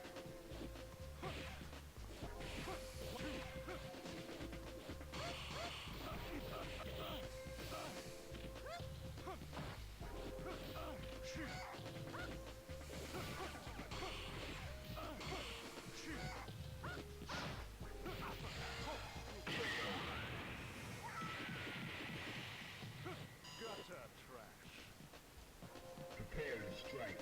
Now. Ibuki actually uses her lights for some kind of neutral control. Dudley occasionally uses stand jab and slipping jab, but pretty rarely. Low short is really the only light normal he uses like a lot, or like stand light kick maybe to set up the TC.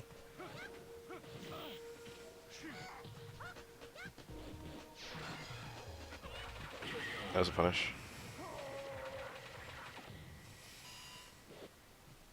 Final round. Engage.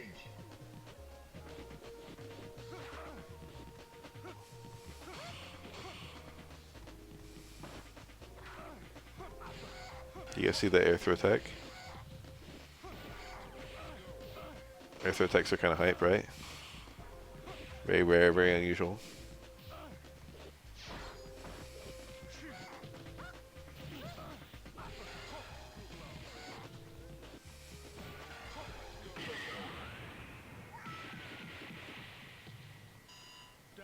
You have extra scaling in SF6 on lights, don't you?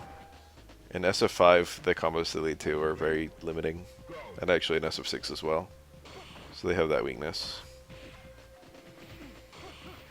I think they have decent balance in SF5 and SF6. They're probably overpowered in SF4.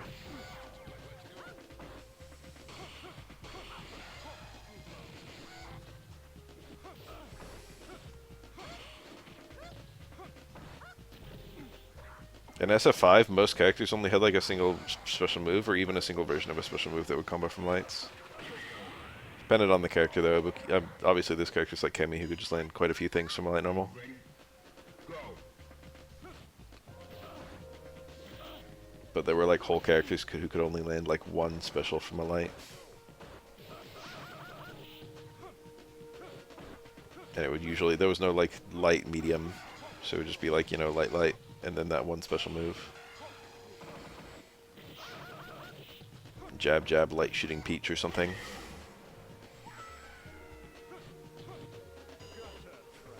Final round. Engage.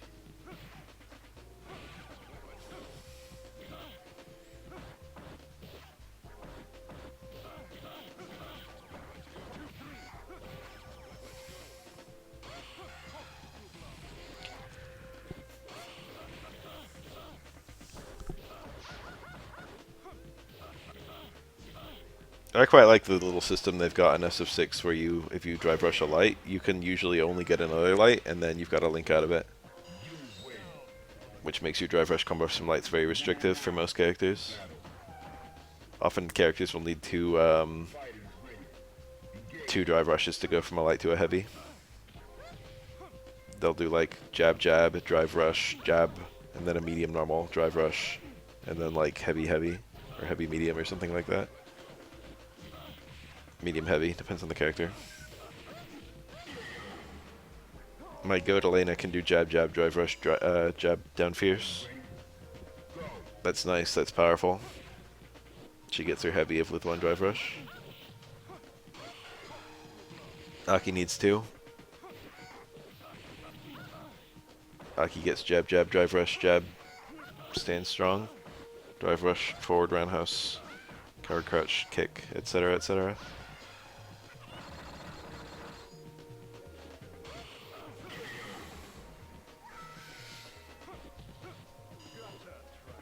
Final round. Now.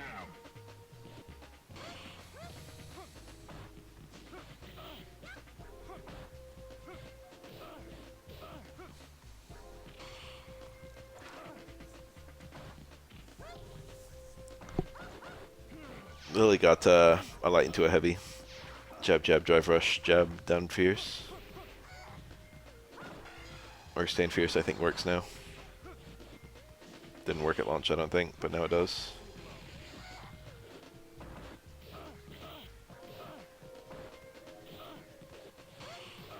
Lily's got some very nice and impactful buffs. People tend to sleep on them.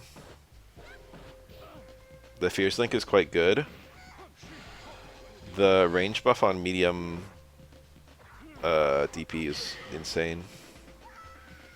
For her combos and stuff, for her ability to complete combos.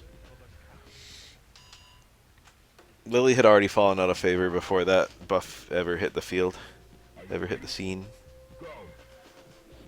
But basically, if the opponent's already in hit stun, the range of medium DP is like way higher, and she can like land it from anything.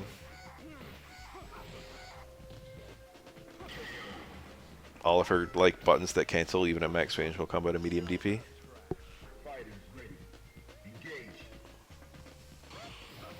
T-Hawk wishes he had that. I love getting that parry.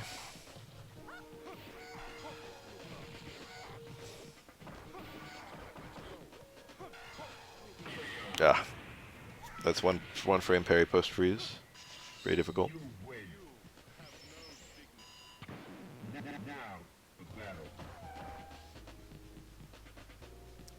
And it's a parry you're unlikely to be doing pre-freeze since it's cross under.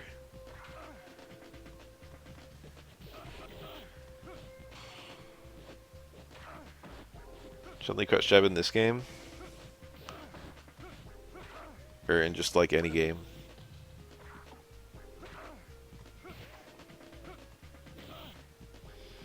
Yeah, rarely do I actually see it in practice. There are some things she can parry and then crouch jab the extended hurt box before it retracts.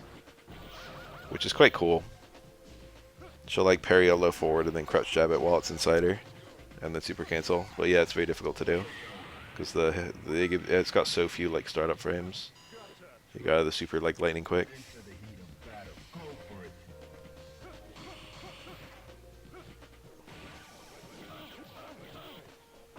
And that's the scenario where you know it's gonna hit post parry.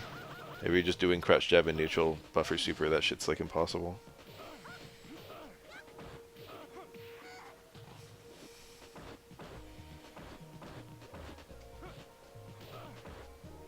And usually not any better than low forward.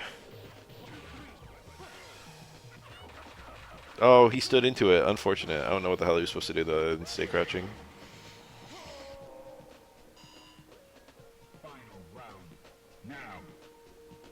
Bethake.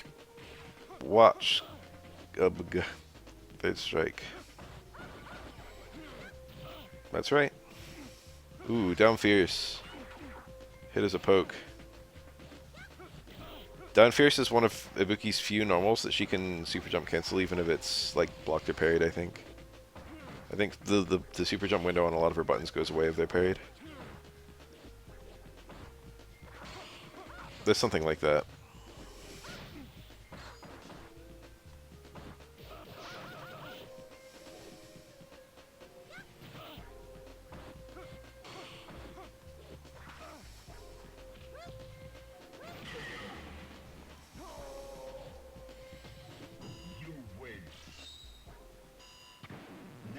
I get that. I don't like anti-airs in other games, though. I think it's much more interesting in this game.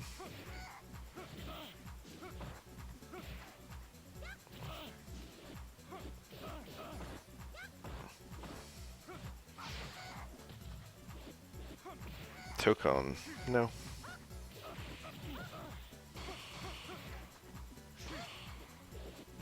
It's so weird. Like, Third Strike was the first fighting game I put serious time into. And it's so weird having this, like, one of the main mix-ups of this game just get reduced to, like, a... Like, did you react in time kind of thing. Just, like, a hard answer. It's, like, so much less interesting. Anti-airs are not interesting in 4, 5, and 6 at all, or 2.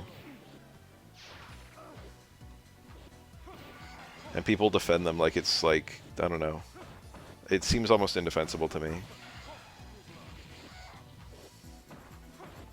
Just take this mix-up scenario and make it go away, and then it's just like, why is jumping even in the game? Damn it! Without the jump in mix-up, jumping just becomes like a kind of terrible mechanic, where it's just kind of like all in.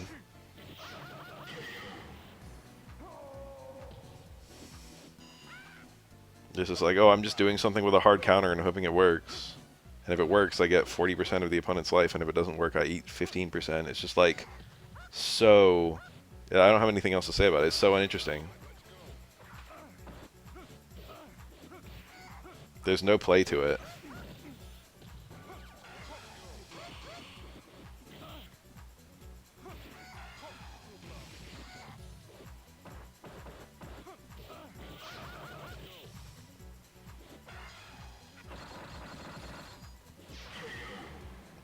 The way that people describe liking anti-airs in 4, 5, and 6 makes me wonder why they even want jumping to be in the game.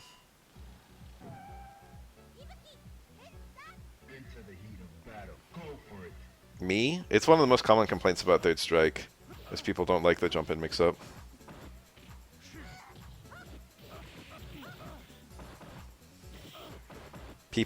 A lot of people come to Third Strike, and they pick like Ryu or Ken, and someone jumps at them, and they do anti-air DP, and their DP gets parried, and they're like, I hate Third Strike. Prepare to strike. Now.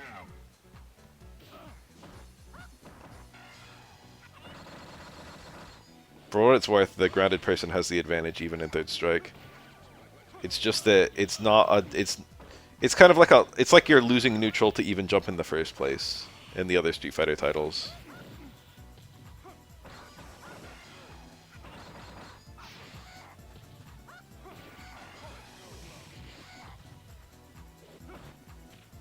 In Third Strike, jumping is just one of the ways of approaching your opponent. Final round. Engage.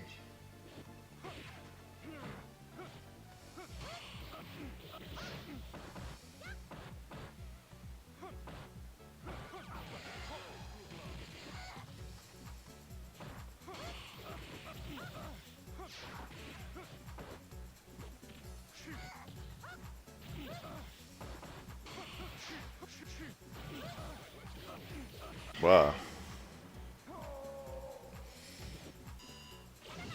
I talk about it in my Third Strike anti-air video, but the real key is that both options, like every option is available to both players in a jump-in scenario, except blocking by the air guy.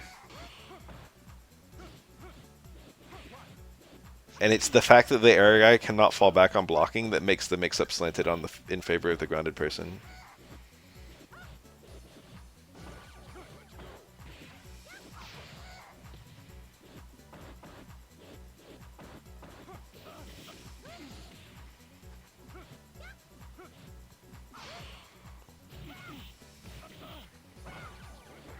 Wow, that was like super jump away.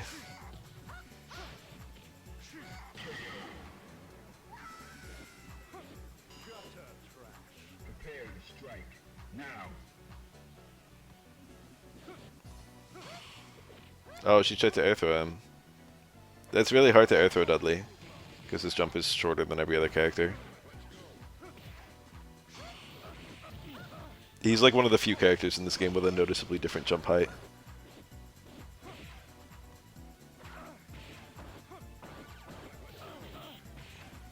Hop surprisingly does make jumps very interesting. I think the damage of Hop is probably a little bit too high. But apart from that, like the neutral of KOF is just about perfect. That was parryable, but he wasn't parrying. You win. It feels like Hop should do like way less damage than they do. Usually, like you'll have like an air normal. I don't remember the damage values of KOF, but you'll have like an air normal doing like, let's say 32 or something like that for a jump heavy, and then like the hop heavy will do like 30. It's like almost the same damage. It will usually be weaker, but it's like barely weaker. It feels like Hop should be much weaker than they are in terms of damage, but in terms of neutral, they're perfect.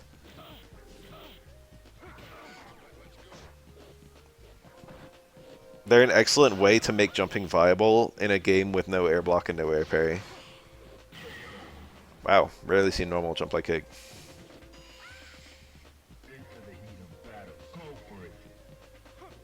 I think it might have been jump medium kick. They have the same animation. I think.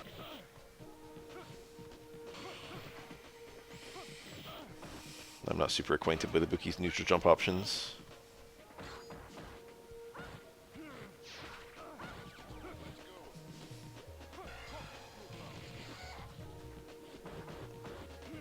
Neutral jumps being an answer to forward jumps is a thing in Third Strike, and it's also a thing in KOF.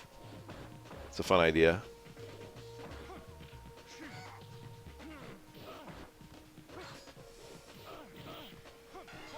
I always thought Kyo jump 2C into jump 2C was a really funny combo. Jump 2C deep into hop 2C high into close C. It's just a really funny thing. Or like backdash jump, backdash 2C if he's cornered. That's a really funny option. You're airborne for backdashes in KOF, and you can't hit buttons during backdashes, but you can if it's an air command normal. Which Kyo's jump 2C is.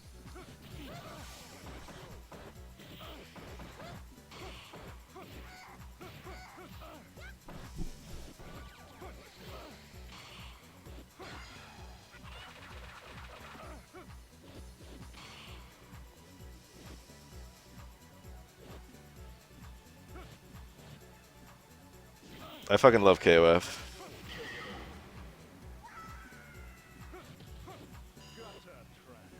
They gotta hurry up and make 16.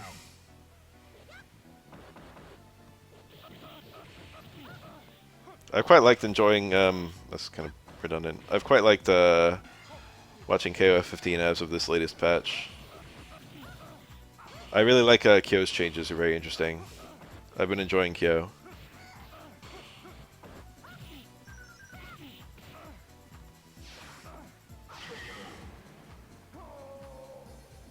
'15 I like a lot. I think I like 13 a smidge more. The balance of 15 is a lot better though. And it's very mechanically sound. I'm also a fan of 02 and 98 and 11.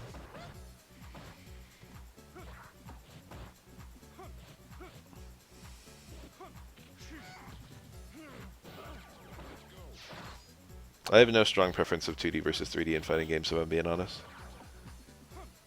I guess the games that I think are prettier are the 2D ones, but that's not a big factor for me. I don't care that much if a fighting game is beautiful. I thought Exurb was beautiful. I thought KF 13 was beautiful. Most fighting games, I don't really have, you know, an opinion on how pretty they are. Some of the models in SF4 were quite ugly. Most of them looked okay.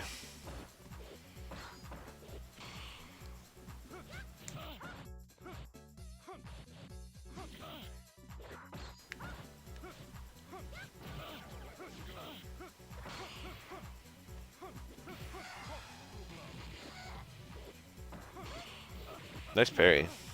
That can be a red. Wasn't there though, I don't think. Most Ibuki players will parry in that context.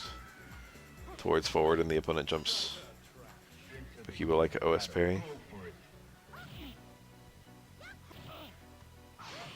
Wow. Ooh, the Raida. Cross through into Raida.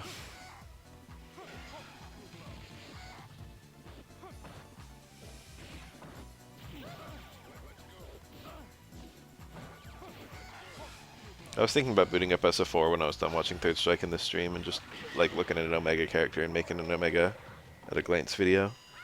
I don't know if I'm actually going to do that, but I probably will make one soon.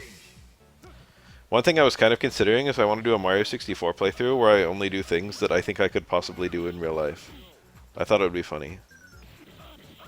And the run just ends once I have done everything that I could do in real life. It'd probably be a pretty short run. I don't even know if we could get any stars at all. Because we'd have to go to Bob-omb Battlefield, and I don't think I could throw King Bob-omb. And I find it unlikely that I could free the Chain Chomp. Are there any other stars we could get? I don't think so. I can walk, what the fuck? Only able to crawl? Could I balance on a moving shell? No, I don't think so. So probably getting a shell would be off. Cooper the Quick I probably could be. He's not very fast.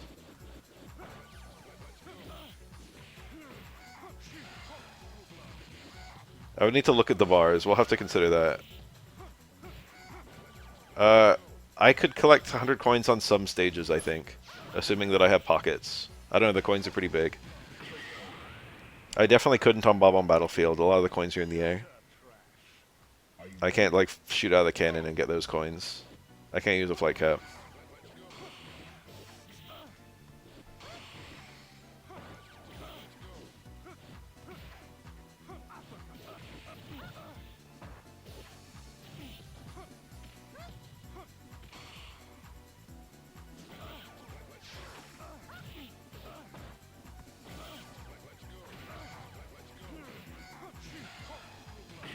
I don't even know how to do that with glitches as Mario.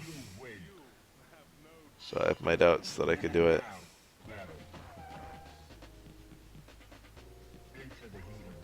As myself.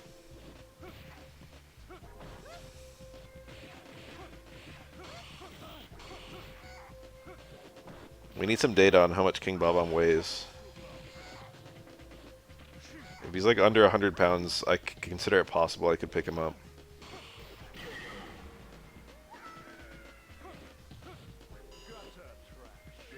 It gives 5 coins per pillar. It's not forever. There's 5 pillars in Bob on Battlefield.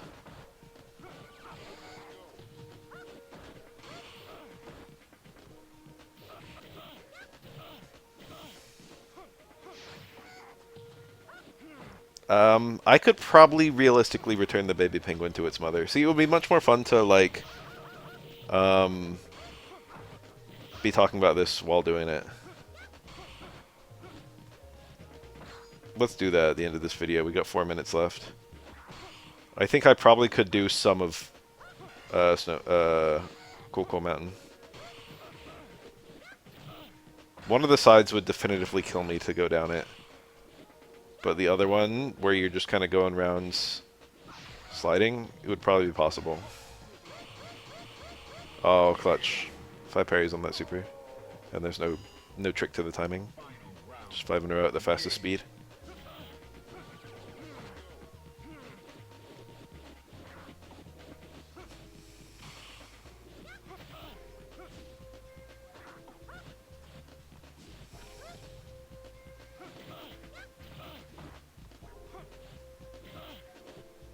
Coin pouches can be duped.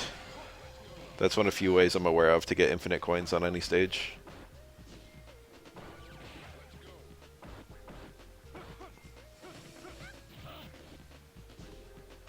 I could do all of it with prep time? You don't know me.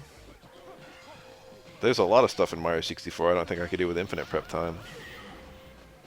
How heavy is Bowser? I can't throw Bowser.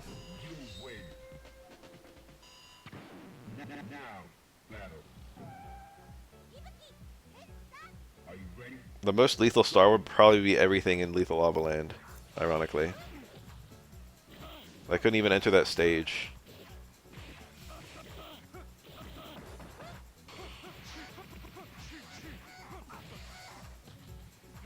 A way to kill Bowser without lifting him, that's possible. Depends on what I'm allowed to bring into the fight. I'm just bringing my own body. It's unlikely.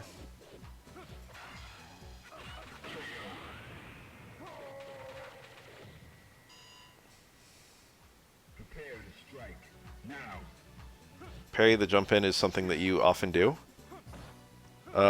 Usually the anti-airs in this game are not very committal. People do block as an anti-air quite frequently. It's okay to block jump ins. But yeah, OS parry versus jumps is quite common.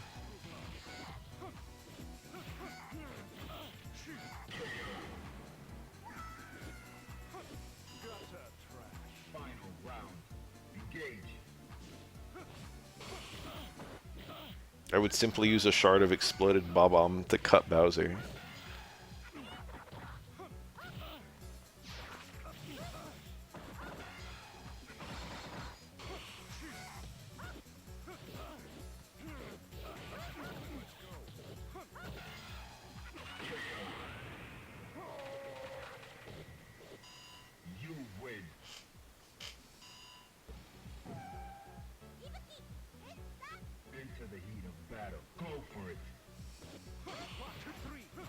Bowser's not very fast when turning. I think I probably could run a circle around him.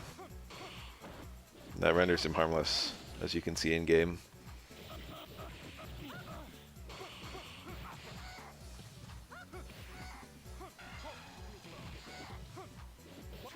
However, he has infinite stamina and I do not. I guess real humans are fired out of cannons.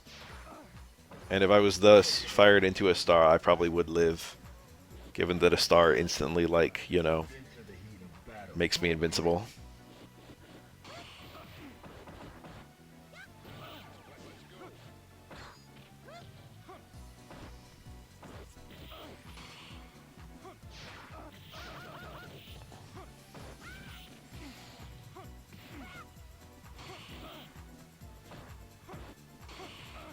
Theoretically, stars just genuinely do make you invincible, although I guess if I fell into a pit, I would still die. Alright, that's cool. Final round. Go for it. What of Mario's moveset do you think you can't do? So I don't think I could probably climb a pole. I might be able to climb a tree. It really depends on the branches. Trees basically work like poles in Mario 64, so probably I wouldn't be able to climb them. Mario jumps much higher than I do, if you consider Mario's canonical height of 5'1" or whatever it is.